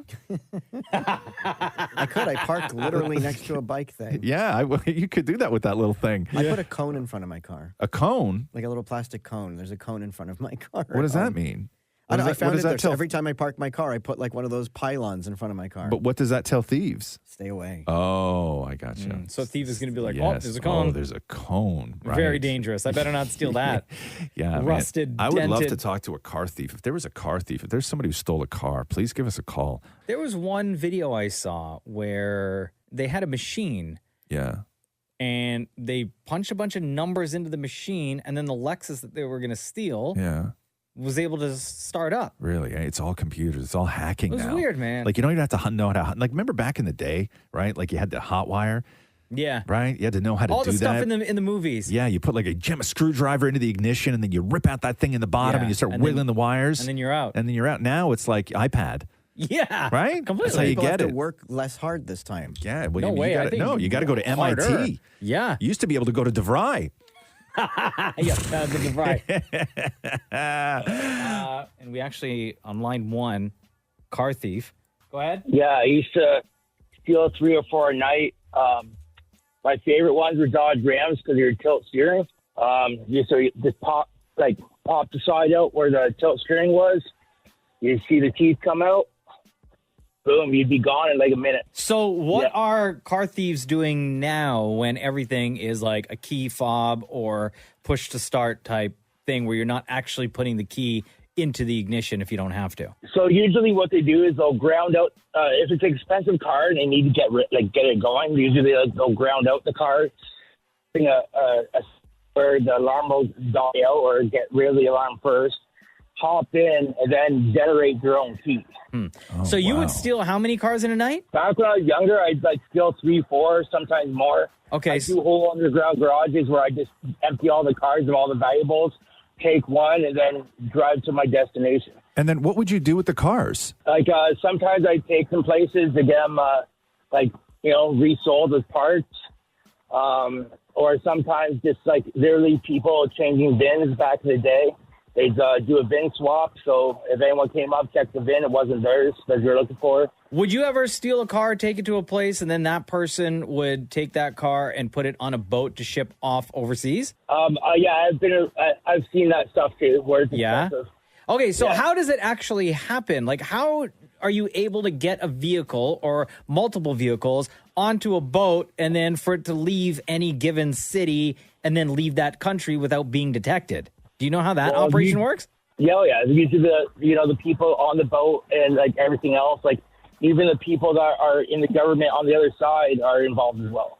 Jeez. Hey, will you steal a car if there's a baby seat in the back? No. No. Good question. I won't do the few things I won't do is if I see a rosary, child stuff, single mom stuff, or if there's a pylon behind it, usually says, "Hey, this thing's broken." Shut up. Yeah, because David Morey's tactic is he puts a pylon in front of the car whenever he parks in the underground parking. Wow. So Interesting. do you don't do that this anymore. Do you do that stuff now still? No. I've been retired for quite a few years. Oh. I've done all kinds of stuff. I've probably done about 20 years in jail in total. Wow. And how much money did you make total, do you think, on lifting cars? Honestly, hundreds of thousands of dollars. Ridiculous amount of money. All half of it went up my nose and the other went into my lungs. And yeah. Wow. I had a jail question. Maury has a jail question. Something I've always wanted to ask a jail person. When you go into jail, how many jumpsuits do they give you? Only one? Or do you have a few jumpsuits that you can cycle through? Yeah, you get, depending if you're so jumpsuits are usually a bucket type thing, which is a provincial jail compared to if you go federal. Federal usually get, the golf tees with blue jeans and cheap running shoes. Right. But do you only get one and then you have to wash it all the time, or do you get more than one? Yeah, they have guys that are designated to do laundry and stuff, so everyone has their own job today, pretty much. Jesus, bro. Hey, listen, man, thanks for the call. Super insightful. Glad you're not in it anymore. Yeah, I've been out of it for quite a few years. Anyways, I heard you guys. I was like, I had to call. Man, no, really appreciate it. Thank you. The Roz and Mocha Show podcast. Man, this weather ruined my plans this week. Oh, no. What happened? What's going on? Did you see all the news about Jupiter and how it was going to be the closest to Earth that it's ever been in 60 years? You fall? Yeah, you don't fall that. Are you asking me if I'm like, You bro? don't, you don't fall any of You're that one of those stuff. now? Yeah. You are? What do you mean now? I've always been. Have you? Yes. I just don't always talk about it. I'm very interested in what's going on in space. What? Because it's embarrassing? No. Oh. Dude. What? It's one of my things. I like astronomy. Okay. Yeah, but like, you know what I mean? What? Yeah. What? There's a fine line to where you're going between like astronomy and like what? Say it. Your phone isn't holding a charge because Mercury's in retrograde. Like there's a fine Bro, line. That There's was a fine line. Mercury in retrograde? Yeah. That was 2 weeks ago. Okay, fair enough. Okay. Seriously, look it up. It's fine. It's fine. That's no, fine. but like they were saying, NASA was saying like, oh, and it was a big deal. Like Buzz Aldrin was tweeting about it. Okay, yeah, man. Right? Yeah. How Jupiter was going to be its closest it's been to Earth in 60 years. And it would appear much brighter in the sky. And if you had a pair of binoculars, you'd be able to see him. Right. No problem. Yeah. And then what happens? It, like, at least in my neighborhood, it poured and it was so cloudy. So at night and even overnight before I came in to work the next day, looking up, and the sky was just covered in clouds. That's it, huh? So I couldn't see it. So Man. now I don't know when it's going to happen again. Right. Well, probably not in your lifetime. Like, come on. Right? At its closest approach, this is what NASA said. At its closest approach, Jupiter will be approximately 367 million miles in distance from Earth. That's close, by the way. Wow, man. About the same distance it was back in 1963. Okay. So you may get it. You may get it again, but you'll be old. Roz, you remember that? Shut up, Warren. Okay. It's in your book, right? This is why I don't talk about stuff like this, right? Anytime we get to something, any story where it's like the first time it's happened in ever how many years, one of you jackasses always says... It's chapter 5. Is that the chapter that's labeled Jupiter? No, it's not. Oh. You guys suck. You guys are both the worst. Shut up, Shem. Stop laughing. Don't want to feel left out. Yeah. So Buzz Aldrin tweeted this, heads up, that's no moon, it's Jupiter. Today, the solar system's largest planet, Jupiter, will make its closest approach to Earth in 59 years. The gas giant, a.k.a. Roz, will be unusually bright and large in the sky, which should offer a great opportunity for viewing. You don't even like planets. You just wanted to roast me. No. Yeah. The that's a.k.a. Roz I just added. Yeah. Okay. That was just an ad lib. How far is Jupiter normally? Does it say there? Curious. I don't even know. How far Jupiter is. Well, at its closest, it's 367 million miles. So further than that. Further. Okay. Yeah. So listen, I don't think that we need to get any more specific than that. You can just say far. Like it's always far, Yeah, right? it's always far. Right now, it's just a little less far. So anyway, if you're disappointed as I am, then I guess collectively we'll have to wait till the next time Jupiter gets close to Earth that we are able to see. Yeah, no, that's true. With a set of binoculars. That's true. The gas giant. The Roz and Mocha Show podcast.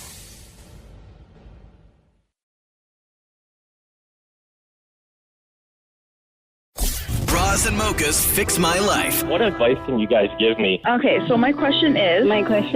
Got a problem you can't fix? Roz and Mocha got you. Jessica, welcome to the Roz and Mocha Show. How may we help fix your life? All right, so my daughter called a boy at school a bitch. What do I do? I'm proud, but what do I do? Wow. Okay, you wrote this. Hey, Razamoka, fix my life. We're going to have to bleep some of this. I have a 5-year-old daughter. She is in SK senior kindergarten this year, and up until last week, she's always been so respectful and good in school, and I never had to worry. Well, I found out that last week a little boy made her angry, so she turned around and told him that he was a Damn! I was blown away.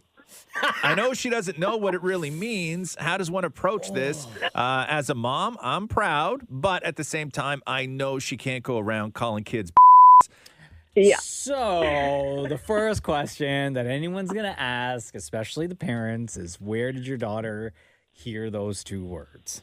And you know what? I honestly can say it's not from me. I try my best not to swear in front of her. Yeah. And I told her teacher that, I was the mom. I'm so sorry. I have no idea where she got it from. I'll talk to her. We'll fix it.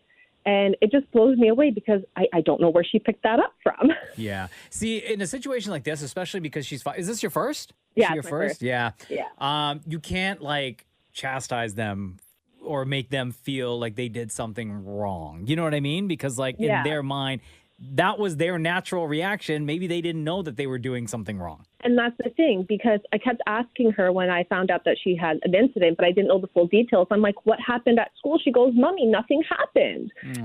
Okay, so first off, Jessica, she heard it from you. well. Whether it was something that you said or something you were listening to, something you were watching, something you inadvertently exposed her to, she heard it from you.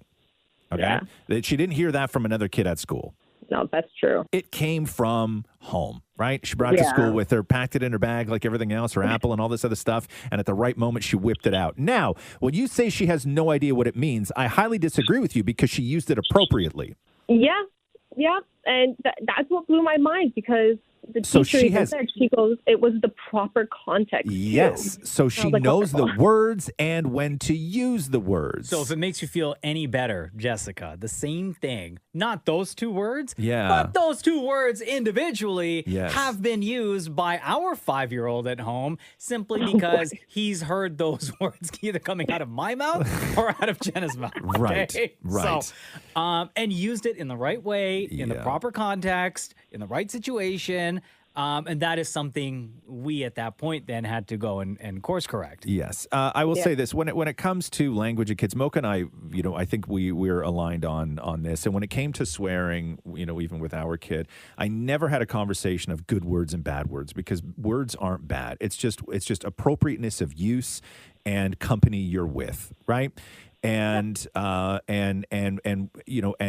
some words, come with a punch. Right. And some words do hurt more than others. Words aren't violence, but some words do hurt more than others. And you just have to have a conversation about language and when to appropriately say things, who they can say those things in front of. But no, I wouldn't say chastise your kid. I'll tell you this, though, where Catherine would always screw up. Right? Because Catherine was always like, oh, my God, I never swore in front of Roxy. And I was like, oh, my God. First of all, you have the worst mouth on anyone. Yeah, like a pirate. Okay. Where Catherine would screw up is if she was in the room, it was fine. Always watch what you say. Every now and then something slips out. You look over, the kid didn't hear it. Nothing. We're all good.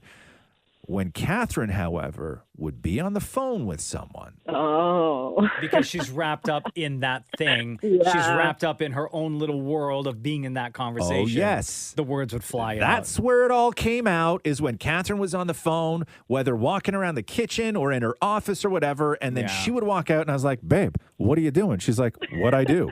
And I'm like, did you just listen to yourself? She's like, what I say? Right? That's when it happened. It's always when she was on the phone. I don't know. Like, have you talked to her about language before? No, never. I Oh, never okay. had to. When she was a baby, she would say, but she was little. Yeah. And she would drop the F-bomb, and I kind of brush it off, so I wouldn't give it too much attention.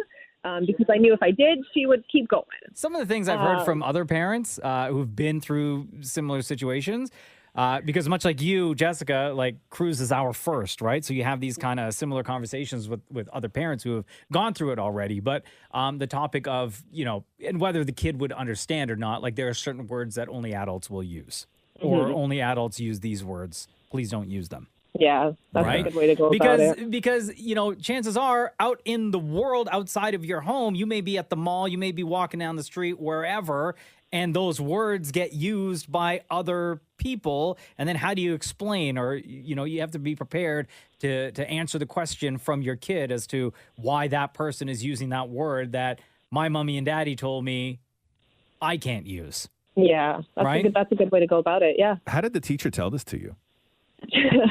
I dropped her off for... Did she say, your kid called somebody an or did she say the words? Oh, no, she said the full word. She did? Oh, damn. Oh, yeah. Wow. It's serious when the teachers use full words. Didn't try to sugarcoat it at all. Wow. The best part is your kid's 5. She's probably going to have zero memory of this entire thing. Oh, probably not. And after I asked her, I'm like, Tia, I was like, did you use these words? And she goes, yeah. And I'm like, okay. Yeah. Oh, she copped to it, huh? Yeah, she did. Yeah. After she copped to it, yeah. Yeah, interesting. Well, that's why you know that she used those words properly. She knew right? what she was doing. Uh-huh. She knew what she was doing. But you're going to be And fine. that's She's 5. She's not going to grow up to be a delinquent because of this one situation. She'll forget about it. She probably already forgot about it. Oh, no, God, no, she didn't. No. Okay. Because no. Yeah. No. I look at her before school and she'll look at me And she goes, "Mommy, nice words today." Yeah. Aw, yeah, okay. So this one stinks. And that's when you have to look at her and go, "Me too, kid. Me too." This is one of those long-term Right? memories. Yes. Hope you feel better, Jessica. Thank you so much for reaching out. Thanks, guys. Have a great day. Bras and mochas fix my life. On Kiss. What's that podcast Kevin Hart was doing? Oh, the Drink Champs. What is that? podcast? It's There's just guys sitting around getting loaded. Is that the yeah? deal? So there's a rapper named Nori, and his co-host is the He DJ. should hook up with the Chicken Wing podcast guy, right? Oh my God. Right? That's Hot a great Ones? podcast. Hot Ones and Drink guys should hook up together. So it's Drink Champs. It's Nori and DJ EFN, and they always have like big hip hop stars on there, actors on there, actresses on there as well, and they basically drink throughout. That's why it's called Drink Champs. They drink, and I'm not talking like, yo, let's sip on a Heineken. Yeah. Like they are doing shots. Of It's all shots. heavy liquor. Oh, we should do that on this show. No. Maury. Come Done. on now. Done. I think we can expense it too. So Kevin Hart was on their podcast, and they have this segment where it's like a this or that type of thing where you get asked to choose between this thing or that thing, or it could be this person or that person. Right. And you pick your favorite, right? If you decide to say neither, right? You Or say, refuse to answer. Refuse to answer, or you Gotcha. say, I choose both, then you take a shot. You got to do a shot. Okay. I hear you. Right? I You feel take you. a shot. I feel you. I feel you. So on this podcast, on the Drink Champs podcast, Kevin Hart was the guest, and they said to him, between Will Smith and Ice Cube, Gotcha. who do you choose? That's how it started. Okay. Right? And here's what Kevin Hart said. Dark times deserve great light. I'm not going to shit on my brother. Which one? 'Cause they both your brothers. They both are my brothers, but I'm not going to take the time to shit on them. I'm going to say Will Smith, and here's why. Whoa. Will Smith is he's not only a legend, he's not only a GOAT. Will Smith is the reason why. Pause real quick. I have to bring up the fact that Kevin Hart already, I don't know how far into the podcast this happened. Sounds like he's had some shots but already. it's 2 hours in. 2 hours. Oh! So Kevin Hart has been drinking because you could tell he's like a little bit in the slur zone, right? But he's still trying to keep his composure. See, with that podcast, you can't do a 30-minute version of that podcast. Like, you have to keep people there long enough where the drinks actually kick in. Bro. Like, you need them there minimum 2 hours. I've listened to episodes where they're like 4 hours long. Really? And by the end of it, like everybody in that room is wasted. It would do really well here. Yeah, I agree. The idea of African Americans attached to global IP is normal. When you say IP, is it intellectual property. Intellectual For property. people that don't know. That's what it means. Studios took the gamble on more leads of color because of the work that Will Smith, Denzel were doing in the beginning, right? Like you need the faces that are getting the universal return. So I'm not going to on Will and act like he hasn't been and wasn't that guy. I want to go Will Smith. And people make mistakes, and from mistakes, they should be allowed time to recover. And Will's a legend, So, man. He's a legend. Absolutely. Hands down. In that, this is no longer the world's problem. It's Will and Chris's problem. Let them deal with that. The world should step out of it. That's Kevin Hart talking about Will Smith. He's slurring. He's so great. And and I haven't listened to the full podcast to see like exactly how drunk. I listened to the clip right after this one. Kevin gets, yeah. Right, where they asked him. So this question was Will Smith or Ice Cube. The question immediately after this was NWA or Wu-Tang. Oh, they ask that question a Do lot. they? Yeah, Is that like their go-to? That's one of so their good. one and of their he's so go-to. conflicted. Like I didn't even hear the answer because Kevin Hart probably sat there and thought about it for a minute. The Roz and Mocha Show podcast. With the price of everything increasing all over the place, there's one specific spot, one company that you could thank for not having prices increase on one particular item. One company? Inflation didn't get one company? Correct. That company is Costco, who have refused to increase the price of their hot dog and drink combo. Oh, see, yes. Right? We salute. $1.50 is like one of the greatest hot dogs, right? Arguably. Between Costco and IKEA, those battling of the hot dogs. But Costco is, when you look at combo, Yeah. right? Where else are you going to get a hot dog and a drink for $1.50? That's a really great question. Where else, anywhere, can you get like something to eat and something to drink for $1.50? Right. Where is there anywhere? Nowhere. Where you could get something to eat and something to drink. That's not like a cup of tap water. But like, where else can you get something to eat and something to drink that's $1.50? Nowhere. So Costco's wholesale's CFO, Richard Galante, confirmed that the $1.50 combo is staying, and also said basically staying forever. Well, because, I mean, they want to sell hot dogs and a drink for $1.50 so people can go in and buy 75 rolls of toilet paper. Right. Right? And more and more chiclets than they'll ever chew. I know. I'm a Costco member. Yeah. So I get all the emails. Yeah. And there was like one that shocked the hell out of me. It was like, check out this great deal, like $7 off a 20-pack of 9 individual packs of Halls. Yeah, like why do you need that many Halls? How sick are you going to get? I know. This winter, Right? Hey, no, I don't even think I went through 20 packs of Halls in my entire life. No, Right? no. So the CFO said there's no plans to raise the price of the combo, even though price hikes have hit specific items. He goes on to say, quote, "We really don't look at it that way. I think the thing I mentioned earlier about there being some businesses that are doing well with margin, like the gas business, in a smaller way, in the travel business, those things help us be more aggressive in other areas and hold the price of the hot dog and soda a little bit longer, i.e. forever." Yeah. There's one thing in this article that I read, too. You ever bought anything for $1.50 that you can eat and drink more? Yeah, well, a hot dog. For Yeah, sure. exactly. That's it. Yeah. I know that my dad used to take Daniel and Kyle, my brothers, there for dinner. To Costco for dinner. Yeah. Yeah, why not? You You could could fill fill up. up. Man, that It was Frank either is a real Costco or one, right? IKEA. Gotta do it. You could fill up. You got to do it. The current price of the hot dog and soda combo has been in effect since the 1980s. Wow. And in 2018, it was reported that the company's co-founder, Jim Senegal, once threatened to kill CEO Craig Jelinek if he raised the price of the combo. Like actual Quote, death? yeah, listen to this. Quote, "I came to Senegal once and I said to him, Jim, we can't sell this hot dog for $1.50. We are losing our rear ends." And he said, "If you raise the effing hot dog, I will kill you. Figure it out." Yo, that's a real one That's right there. Yeah, man. I love it. But it's good to know that, like, because it's not trivial. It's good to know that people have your back, right? Yeah, When it comes completely. to $1.50 hot dog and a drink. So, it's good to know. They need to get on the fact that they don't deliver those. Like you can Come order on, you're not other going to get things. something delivered, Maury. Yeah, for absolutely not. $1.50. So rest assured that the hot dog and drink combo at Costco will remain at $1.50. The Roz and Mocha Show podcast. Well. Here we are. Here we are. Welcome to it, everybody. How's it going, everybody? Good. How are you? Yeah, good. I started watching a great show last night. Ooh, details, please. Called Reboot.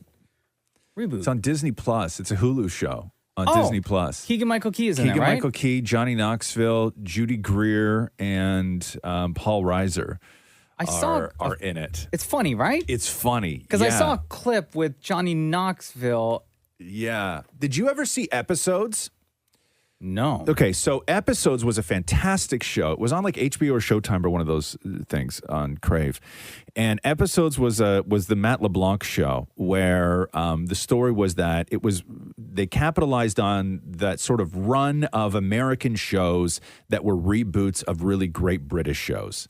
Okay, right? The sure. Office and like all those other things. And so the story is about these two UK writers, this husband and wife team who created this monster hit of a show in the UK. And then they get hired to work on the American version of it. Mhm. But only the American version of it. They just like destroyed everything that was good about the Oh, show. damn. And they wound up hiring Joey from Friends. And Matt Okay. LeBlanc is in the show and he plays Matt LeBlanc. And he's a total a-hole.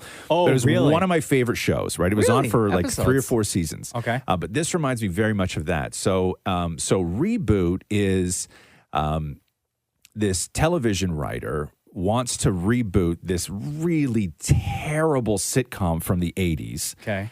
But with the same actors. Okay. Right? Yeah. So they're just older? They're just older, but they're all like, they don't get along. They hate each other. Oh, There's like no. dysfunction. They want to be like, taken seriously as actors now. Like, it's just a really, like, Keegan-Michael Key is so good in this show. Like, I know he's good in everything, but Keegan-Michael Key is so good in this show. Okay. I really love good. Keegan-Michael Key. Yeah. And I hope that this show is one that sticks. Yeah. Because I loved him in Schmigadoon. Great, right? Schmigadoon. That show was very niche, though. And it's one season only. Yeah, that right? show's so You can't do niche. anything. Like, I don't know if you're going to do like a Return to Schmigadoon No, or I something don't like think that, you right? can, But no. like, he was so good. And I'm like, oh man, this guy's so great. And then there was Yeah. another show on Netflix that we watched that didn't get picked up after, like, for a third season, right? Yeah. They lasted 2 seasons called Friends from College. Right, yeah. Keegan-Michael Key and Colby Smulders is in it, right? She's great, too. And he was so funny in the show, but then it didn't get picked up. No. And every project that he's in, I'm like, I hope this is the one because he's so good Yeah. and I like him so much. But check out Reboot. Like, it's so good because How's Knoxville in it? He's so good. But there was like a kid in the show, right? Like in the old sort of 80s version, like there was a kid and now he's like grown, right? And they all hate him. And Oh, they, no! but you find out like they really hated him when he was a kid, right? Oh, like no! yeah, right. Like Yeah. it was, and they just don't want him around. Oh, it's so And like the without show's spoiling so anything, funny. the clip that I saw was an encounter between that kid and Johnny Knoxville. I guess Yeah. it was like the scene was they were just like reuniting for the first time on the set. And the kid is saying to Knoxville, like, hey, I haven't seen you all these years. Right. And then without spoiling, a hilarious exchange happens between them. But yeah, it looks very, very funny. It's good. How many did it just start It just now? dropped. Yeah, Oh, it just okay. dropped. Like I just watched the first two episodes. And then I started watching another show about, I don't know what it is. It's about, maybe, did you see this morning? It's the aerobics show on Netflix. No, I just finished Dahmer last night. Oh, God. Yeah, we'll get to that later. Catherine started watching that without me. Well, because I went to put it on one night. She was like, no. And I'm like, fine, no problem. You know what? I don't actually need to watch it. I know Like, everything I no need as to in know. don't watch it without me? No, Or- don't watch that. Oh, so what the hell? Yeah, and then I fell asleep on the couch one night and she started watching it because I don't think she really remembers when Jeffrey Dahmer happened. But Bro, it that's was like you cause for calling off the wedding. Yeah. Is that where already, we are right now? Already trouble in paradise. Is that where we The Roz and Mocha Show podcast. I want to play this Sigourney Weaver clip for you. She was on the Mark Maron podcast. Love Sigourney Weaver. She's the best. My introduction to Sigourney Weaver, much like a lot of people, was watching her in the Alien movies. Ripley. As Ripley. Yep. So she's talking about that movie and that franchise on this podcast with Mark Maron, right? The WTF podcast, by the way. And she's talking about when she first got into acting in this way, she wasn't really into it. Her father was an actor, and she was just like more interested in theater, but she was like, let me give it a shot, whatever. We'll see what happens. Let me get an agent, right? Mm-hmm. And then this thing with this project with Ridley Scott comes up. This is Sigourney Weaver. And then I think when Ridley Scott was sent to New York to interview actors for this movie, I was on the short list for reasons I don't know, and I wasn't very interested. Yeah, science fiction, which I knew very. Was it little always about. written as a woman's part? Actually, the original script, was 10 men, and Walter Hill and David Giler, who ended up writing the script, thought, well, listen, it's 10 little Indians. We'll just make the girl the survivor because no one in their wildest dreams will think it's going to end up being the girl. Right. They thought it's going to end up being John Hurt's character, who's so brave, blah, blah, blah. Right.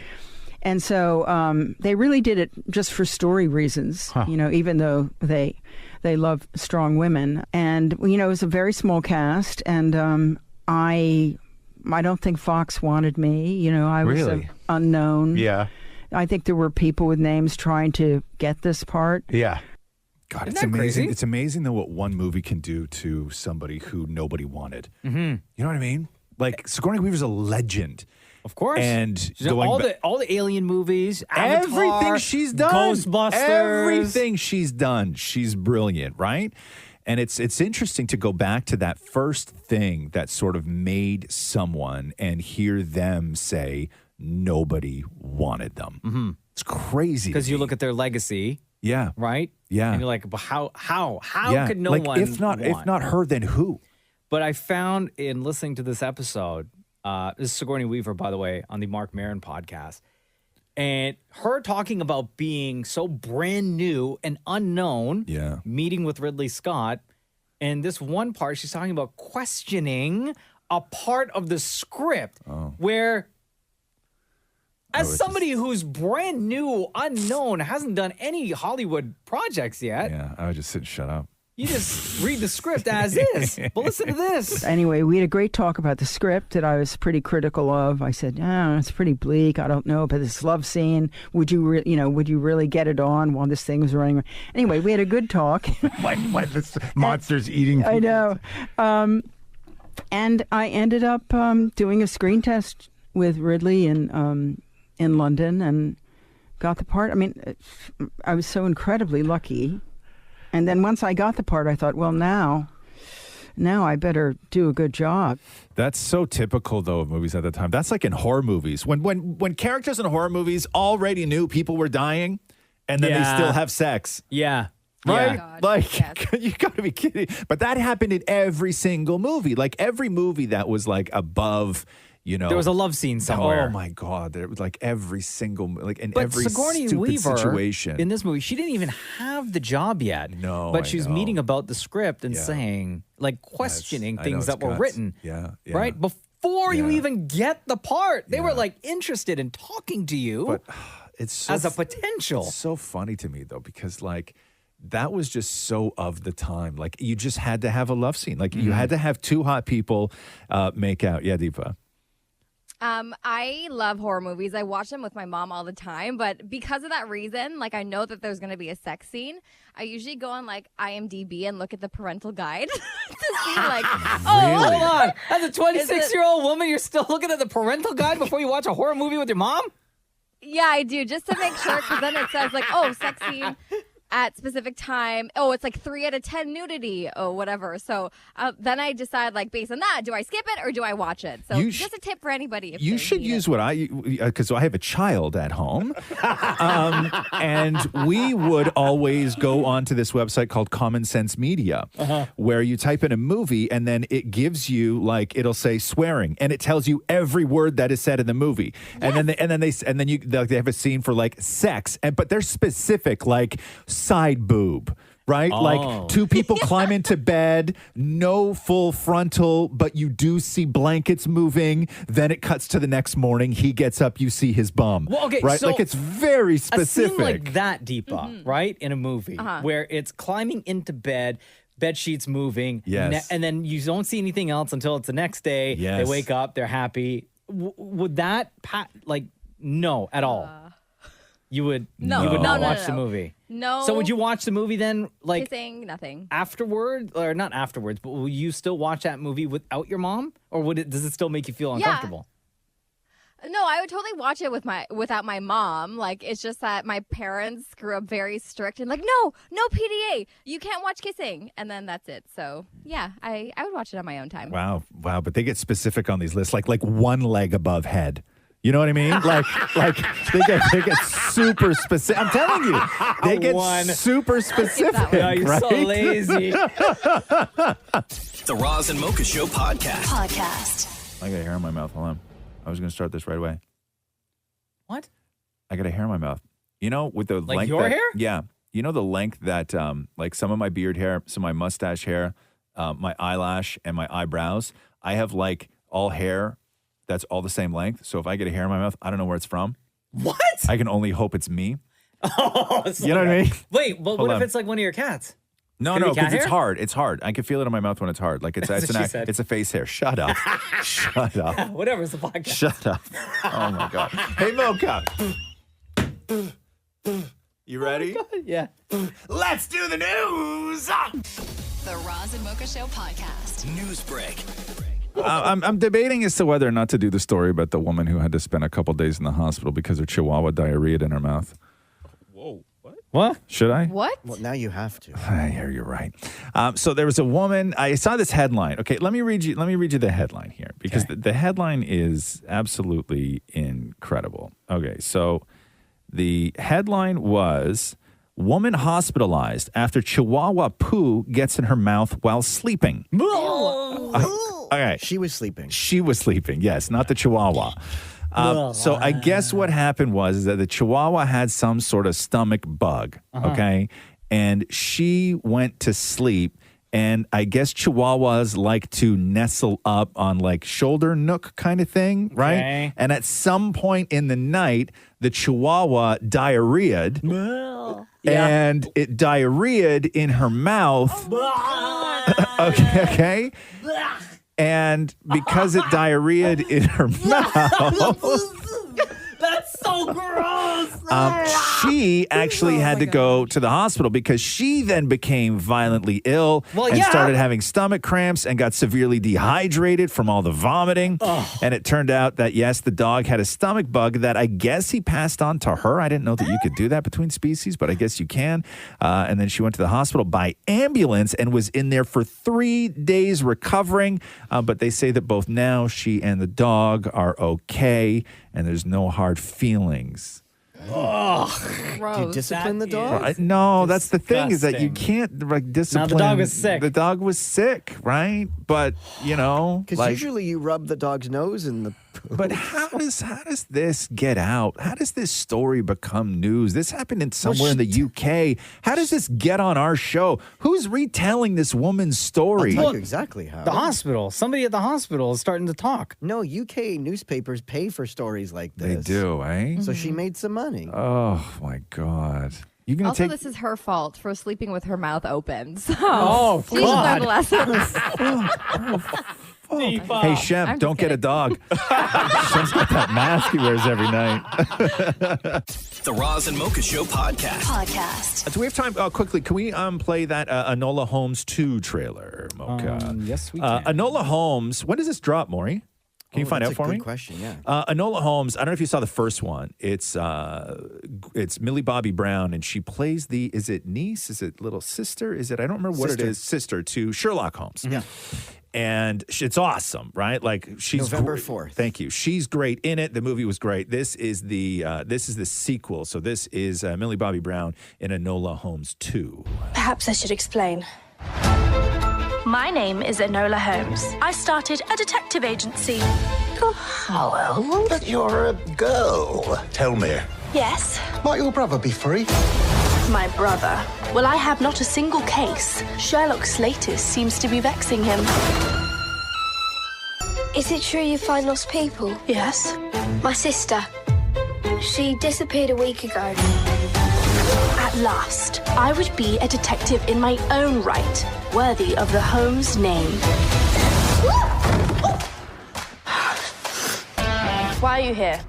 Is it my case or your own? Both. Seems our cases are connected. Hold on a second.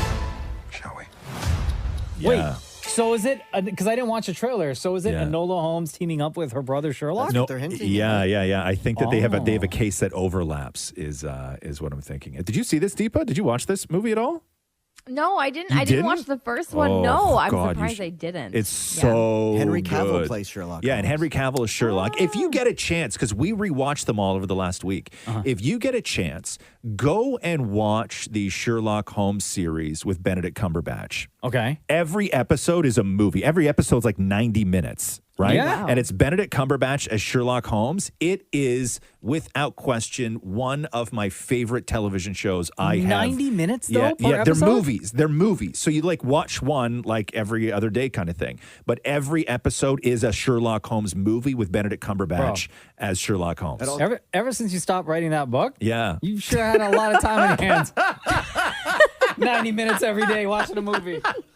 The Roz and Mocha Show podcast. Oh, can you play me? There's a thing with Barney in there. It's a trailer for a new Peacock documentary about. But you remember Barney the dinosaur? I love you. Yep. You love Right? me. Got VHS tapes of Barney, man. So Barney, it was really quite incredible because at that time, there was two really big sort of cultural things that happened in children's entertainment right around that time. I shouldn't say that. There was three. And one of them was adored. One of them was like confusing, and the other everybody hated. The thing everybody adored was Elmo, right? Yes. Elmo dropped around the same time. The thing that was confusing to people were Teletubbies. Nobody understood what the hell Teletubbies were. Mm-hmm. The thing that was hated by adults was Barney. Barney was hated, and they're doing a So documentary on Barney and what it was like even for the guys who played Barney. Listen to this. It just exploded. It was a cultural phenomenon. This is Barney, and this is what he sounded like. Barney stands for inclusion, acceptance. People couldn't accept that this was just a show, and so let the bashing begin. They were violent and explicit. Death and dismemberment of my family. They were going to come and find me, and they were going to kill me. Just the dark side of this whole moment. There was something larger going on here. I don't think you could ever think somebody would shoot someone. Hold on. Okay, bro. This sounds like an ad for like a true crime documentary. Yes. Not about children's entertainer Barney the dinosaur. Yeah, in the new trailer, one of the guys who played Barney reveals that he got death threats and that they were violent and explicit and talking about dismemberment of my family. They were going to come and find me and they were going to kill me, he says. Oh, my God. Children's entertainer. Barney, it's different, though, man. It's different. Believe me, if there was a guy that played Caillou, he would get the same thing, I bet. Probably. Right? You know, I mean, deservedly so. What to say? The Roz and Mocha Show podcast. James Earl Jones has retired from doing the voice of Darth Vader. He started doing the voice of Darth Vader in 1977 because Disney still wants to do Darth Vader and stuff. Mm-hmm. How old is he now, James Earl? 91 years old. Oh, yeah. But he did, however, give Lucasfilm and Disney permission to use any of the old recordings of him as Darth Vader and AI to recreate his voice using AI for any future Darth Vader appearances that he may make in the movies. Possibilities are endless. Exactly. With AI, I mean, it's scary technology. It is. But on the flip side, when you know that you can continue the character of Darth Vader well into the years. Yes. Right? You with the same voice. Yeah. The force is strong. Hey, did you watch Andor? You started watching that yet? Yeah. It's awesome. I don't like it. You don't? No. What don't you like about it? I got to episode 2. Yeah? Partway through episode 1, I was like, Yeah. nah, What don't maybe you it'll like get better. about it? I don't know. I just think it's boring. Did you like Obi-Wan, though?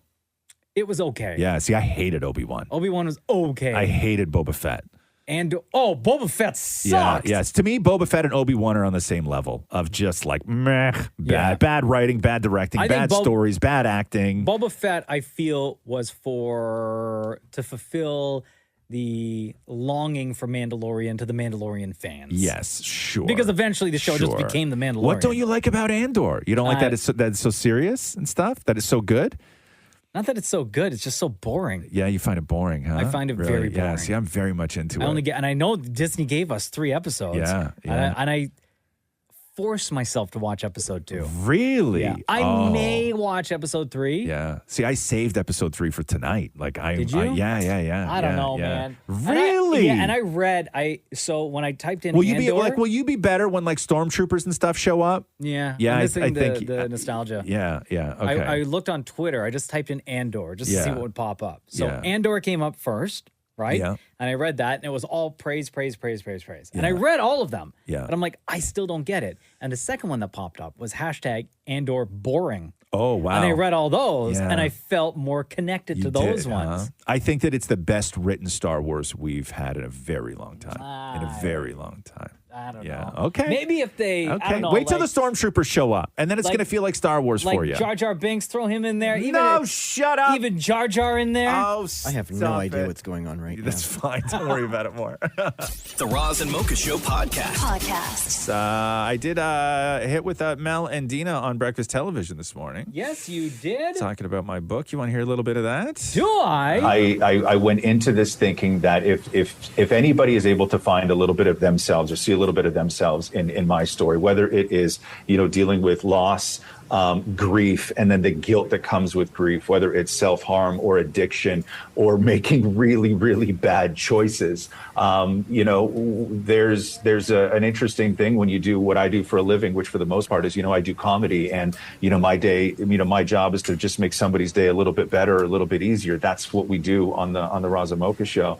And there's just another layer of things. And I think that everybody has that layer, that place where we just stack things that we don't talk about. And this is me finally opening up and not being afraid, one, to fail, or two, judgment, or how anybody is going to perceive any of these stuff. That went well. One You part. looked great, by the way. Thank you very much, Maury. I really appreciate that. This isn't a spoiler. Yeah. Whatever. People are reading the book and No, they're listening to the not. audiobook. Maury doesn't Why have would it you- yet. He's freaking out. I Take really wanna take it, earmuffs like, for 1 full. second, Maury. Earmuffs for 1 second. Earmuffs for 1 second. I didn't We'll tell you when we're done. realize how you've mentioned your dad here and there. Yeah. Right? Yeah. And in so far what I've heard, I've learned so much about your dad. Right.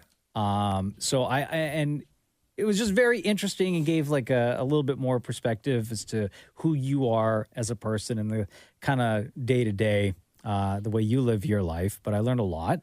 And I know this was something that came up with Dina and Mel this morning on BT. I'm still not, I still kick myself for the way that I acted when my dad was dying, because I was at a point in my life where, I wasn't able to fully handle it. And when, and I left him, and he went through a lot of his last days without me because I was just so focused on myself in that situation. And I just think now of how I would have done all that stuff differently. And to let people know that you really screwed up, you really screwed up being there for somebody when they were dying is a hard thing to admit. Because, people think you're a great guy and you're fun. But when you can say that, there was a gift of, being able to say goodbye to each other that I sort of left unopened. And he went through his last little bit, sort of without me. And the line I say in the book is that, he was dying, but I was the ghost. And that stuff's not easy to write because, you sort of open yourself up for judgment. But again, I don't think I'm alone. No more spoilers. No more spoilers. Go get the book. Go listen to the audiobook. A little bit broken. You can come back now, Maury. Yes, Is out right now. The Roz and Mocha Show podcast. It's looking like Oprah may got another acting role coming up. I think she hasn't been in a movie since. What was the last movie she did? Was it The Butler in 2013? Pretty sure. Was that what it was? Selma 2014? I know she was. She won the Academy Award in, what was that, 85 for The Color Purple? Is that what that was? Great movie, The Color Purple. So what's she going to be in? I don't know, but because she did the Ava DuVernay movie, A Wrinkle in Time. That's right, in 2018. But she was appearing at the Variety Power of Women issue alongside Ava DuVernay and suggested a big screen return is in the cards. So Oprah said, listen, I'm living on a mountain in Maui. Ava then chimed in and said, yeah, exactly. But if something perfect came along, and then Oprah added, I actually do think something perfect is coming, and I kind of know what it is already. So because she just ended her deal early with Apple that she had, right? So who knows what this is, but it's looking like Oprah may get back into acting. And Shania, maybe she'll join the MCU. Oh my God, could you imagine? You know what? I actually wouldn't put it past them, to be honest with you. She's already a superhero. Right? I wouldn't put that past them. I really wouldn't put that past them. Oprah in the MCU? Are you kidding me? With that multiverse? Yeah. Endless possibilities. What's Oprah going to do? Power be? Yeah. She'd give everyone cars. Yeah. What's Oprah going to be? What's Oprah going to be in the MCU? She would be like a superhero or like a boss or like a something or like the one that oversees. Yeah, like in Viola Loki, Davis in Suicide Squad. Similar, right? yeah. Like in Loki, the who's the guy that we found out the one who sees everything. Oh yeah, He Who Remains. Yeah, right? Something like that. Something on that level. Yeah. And then Shania Twain was doing a podcast called Table Manners, and she talked about this one time she was actually at dinner with Oprah, and it did not go well. I think one of my most memorable dinners was with Oprah Winfrey. It was just great to just sit and have real talks, but as soon as we started talking about religion, it all went sour. She is quite religious, yeah. Not religious in the sense that I'm dedicated to a religion. I'm much more of a spiritual person. I'm a Sam speaker. Everyone always says never talk about politics and religion. Yeah, absolutely. It just wasn't debatable. There was no room for debate. And I like to debate. Canadians like to debate about it. Debate everything. So I'm going to change subject. Oh, and then how do you get out of that? Look at Shem's shaking. That's so awkward. How do you get out of a heavy, deep discussion like that? Like, Yeah. how do you pivot? How do you switch subjects? Well, obviously, Shania thought that Oprah would be down to tussle a little bit about religion. To be honest with you, if I sat down with Oprah and she started talking about religion, I would probably be baptized before I left that house. You know what I mean? I'm like, calling up Shem, yo. Yeah. Dog, what do I do? What do I do now? Well, I'm wet. What do I do now? Okay. What do I do after this? no, Can't help you there, what do bro. I do after this? You shut up, you jackass. Yo, wild night at the baptism. Yeah. Wild night at the baptism. Come on. Is that what's Let's not take next? it that direction, please. Is that what's Please. next? The Roz and Mocha Show podcast. Apparently, Rihanna has a 50-plus list of possible guests that may show up during her Super Bowl performance. This, Like, she according put to it out? TMZ. No, I guess it's their insiders talking to them about who's on this list and what possibilities. But there's also the possibility that she may just do what Prince did and just do the whole show solo. Yeah, she may she not could. even bring anybody on the list. But Nah. some of the names that TMZ came up with were Kanye West, Paul McCartney, Calvin Harris, Pharrell, Jay-Z, Drake, like all the big names. But may not happen. She may do the show solo, but they do apparently have a list of 50-plus possible guests for her Super Bowl show. The Roz and Mocha Show podcast. Netflix has dropped the LGBTQ tag from that Jeffrey Dahmer series after fans were outraged. So Hold you on, know, it was listed under LGBTQ, yeah. So That they, category, really? so it's like ominous psychological horror, and then it was LGBTQ, and people were like, "Listen, I know it's technically true, but this really isn't the representation that we were looking for." Yeah. So they pulled that. Wow. Because that's like that would be like if God, I don't even know what you could compare it to that would be as awful. Like, remember the Seattle sniper, that guy, right? Mm-hmm. It would be like if he was in the Black Excellence category, right? Sure. Like, let's not celebrate his aim. No, but I think that it's what Right? is important is there are LGBT stories on who he killed that I think. That's not that you don't put the this is- Jeffrey Dahmer story Yeah. in the LGBTQ category, though. That's unnecessary. Yeah. Right? Like, it's not really if you click on the LGBTQ tag, you don't expect to see the Jeffrey Dahmer show doesn't- in there. No, it doesn't line up Sure. with everything else that's in that category. Right, Right? And what that category is meant to be. Yeah. Jeez.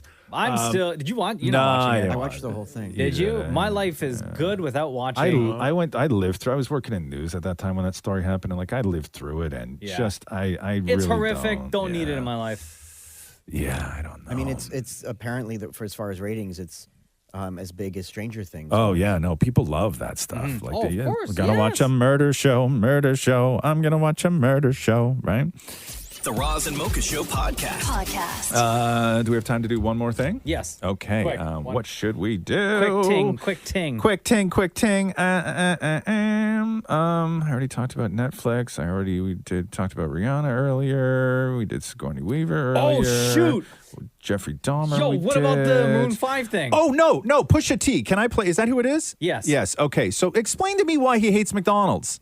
Because back in the day, so the claim is Pusha T wrote, Yeah. or one of the people that wrote the "I'm loving it" slogan for McDonald's, right? I'm That's loving it. what it was. So all these other people who were involved in that project have been making money, been paid for it. Yes. Pusha T has not seen a single cent from helping create that slogan. Got you. So Okay. back in March, he teamed up with Arby's. Right. To do a commercial and a slogan and a song to attack McDonald's and their fish fillet. And that track sounded like this. Fire. I'm the reason the whole world love it. Now I gotta crush it. Filet your fishes. Then you should be disgusted. How dare you sell a square fish asking us to trust it? A half slice of cheese, Mickey D's on a budget. All these crispy fish is simply it. Fire, With lines man. round the corner, we might need a guest So list. good. Eggs is stage left, the sandwiches taste fresh. A little cube of fish from a clown is basic. Okay, Wow. Okay. So So he's going back in. So Yeah. Pusha T is back. Pusha T and Arby's are back. Okay. Talking about their rib sandwiches now. And listen to Pusha T go in on McDonald's once again with this. They call me when it's time to do damage. When the quality ain't up to my standards. That McRib falls below average. Replaced by the country style Arby's rib sandwich. Straight out the smokehouse. Texas my old route. 8 hours to slow cook. King push for the rollout. The boss with the smoky Q sauce. The real country style McRib get lost. Yeah. This doesn't compare to that replica rib patty. I'm screaming, how dare you? You know that I'm war ready. Arby's taking taste to the next level. Arby's is the choice when you won't settle. McDonald's, what you selling? Mystery meat? Pop up and go away. Wow. History teach. Mickey D's, McRib. You ain't it in the streets. The real country style rib sandwich here to compete. Look. Wow. Straight out the smokehouse. Country style Arby's rib sandwich. What you know about? We coming straight out the smokehouse. Pay him everything. Right? Like this is like a real song. Yo, This it's a is- song. Like it's not a gimmick. It's not a jingle. Commercial It's a jingle. song. It is a song. Bro, come on now. Pusha T Takes it coming very in. seriously. The Roz and Mocha Show podcast. Do we have time to do Kanye or no Kanye? Yeah, why not? Yeah. So that big interview went down last night on ABC. So they were teasing it all yesterday morning on Good Morning America. And here's a little bit of Kanye on co-parenting and where things are right now with Kim. Do you feel you have a voice as you're co-parenting now? I do have a voice, but I had to fight for it. I had to go on Instagram and I had to turn up. No, I have a voice. And I don't agree with certain things as a dad and as a Christian. I have a right to have a voice on what my kids are wearing, what they're watching, what they're eating. And I believe I have a platform where I get to say what so many dads can't say out loud. And then people will call me and say, hey, are you okay? And I'm like, well, I'm okay now because I said something, but I wasn't okay before with the situation, and that's why I said something. Kanye's got two different Kanyes in interviews, huh? This was like the Kanye version Subdued. 2. And Kanye, like when he sits down and does a podcast where, they ask him one question, he talks for 40 minutes about, everything that is not the reading the question. book? Yeah. But I didn't get any of that big apology that was promised to Kim. I don't know. They I took don't something know. that he answered and teased it as an apology. Really? When really, in fact, it's what they do in television, Yeah, right? Like, but he didn't actually apologize. Just Like there what you was heard there. Really, huh? Oh. Because do you remember the tease we played the other day? Yeah. Right, where it was like Kanye apologizes. Only Kanye. He's apologizing. Kanye says sorry. Stay tuned. He's apologizing. Like that was their whole tease, right? Yeah. Anyway, it was a bit of a letdown. It Absolutely. It wasn't a great interview.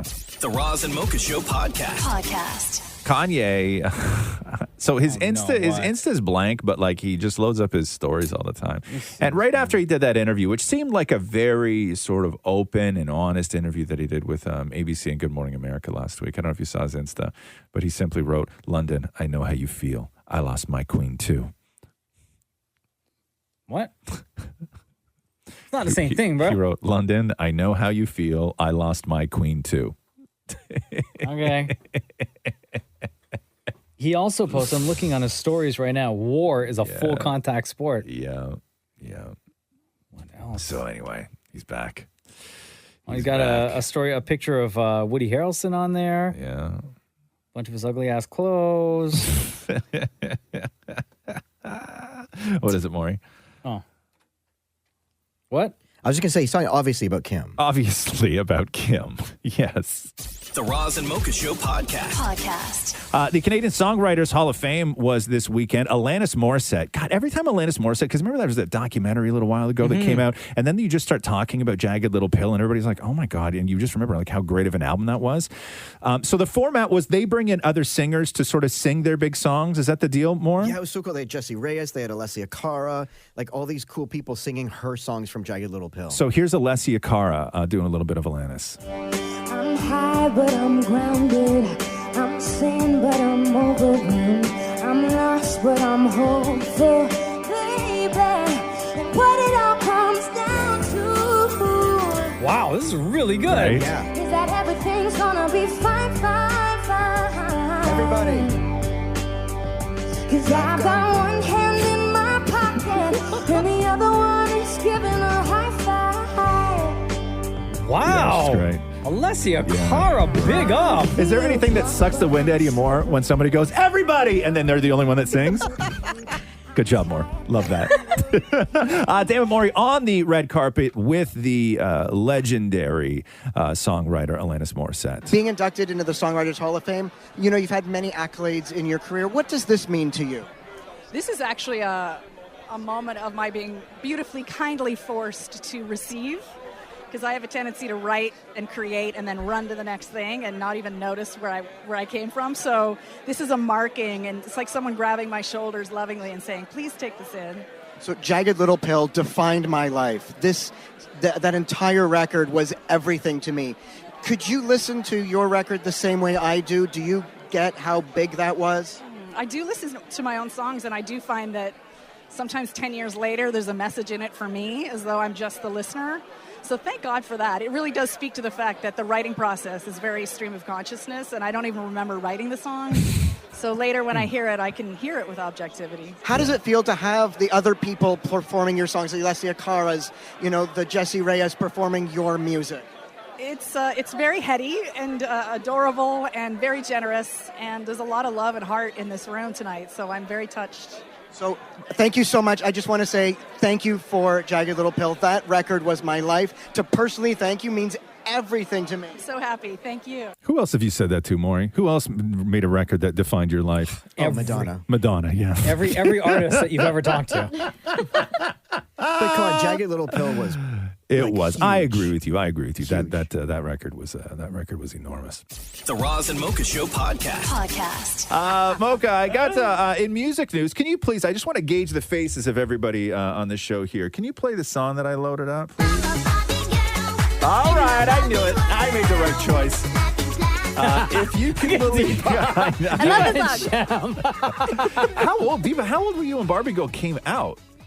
I don't know, what year did it come out? So today is the Barbie Girl turns, God, what is it, 25 today? Is that the thing? Oh my God, turned 25 this year.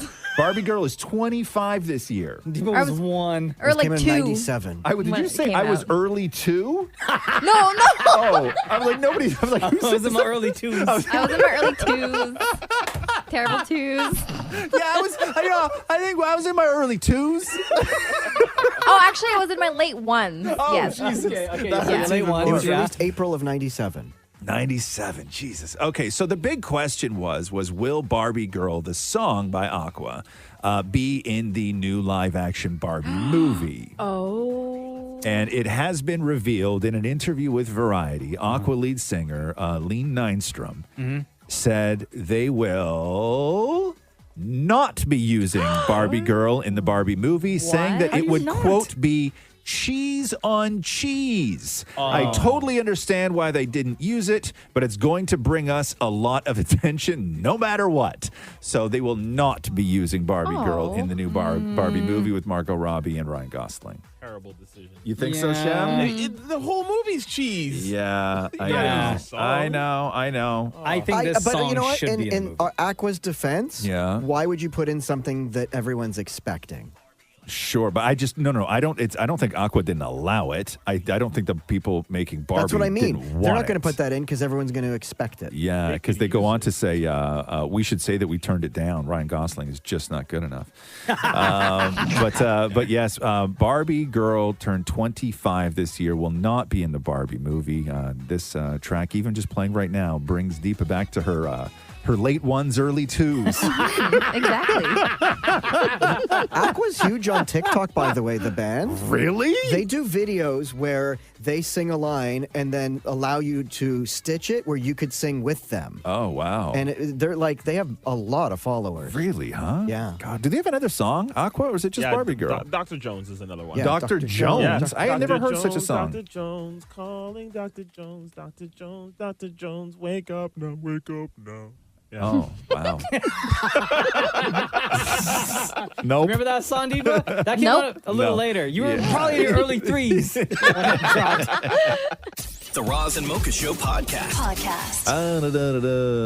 Where are we here? Oh, did you see that NASA did like an Armageddon where they shot a like refrigerator-sized spaceship into a asteroid that was like 7 million miles away, and they nailed it? What? So the asteroid is the size of a football stadium. Okay. Yeah. So NASA wanted to do a test to find out, like Armageddon style, if we needed to. Like, Hold on, if- was this asteroid already on course to hit no, Earth? it was just a test. Oh, right? just random. I believe so. Yes. Is this asteroid just doing asteroid things up there? Yes. Minding its own beeswax? Right. Oh, Right. and then NASA Yeah. come in and messing with it? Okay, so they wanted to sort of see if they could accomplish this, and just imagine for a second, like trying to. I know when I say something is the size of a football stadium, right?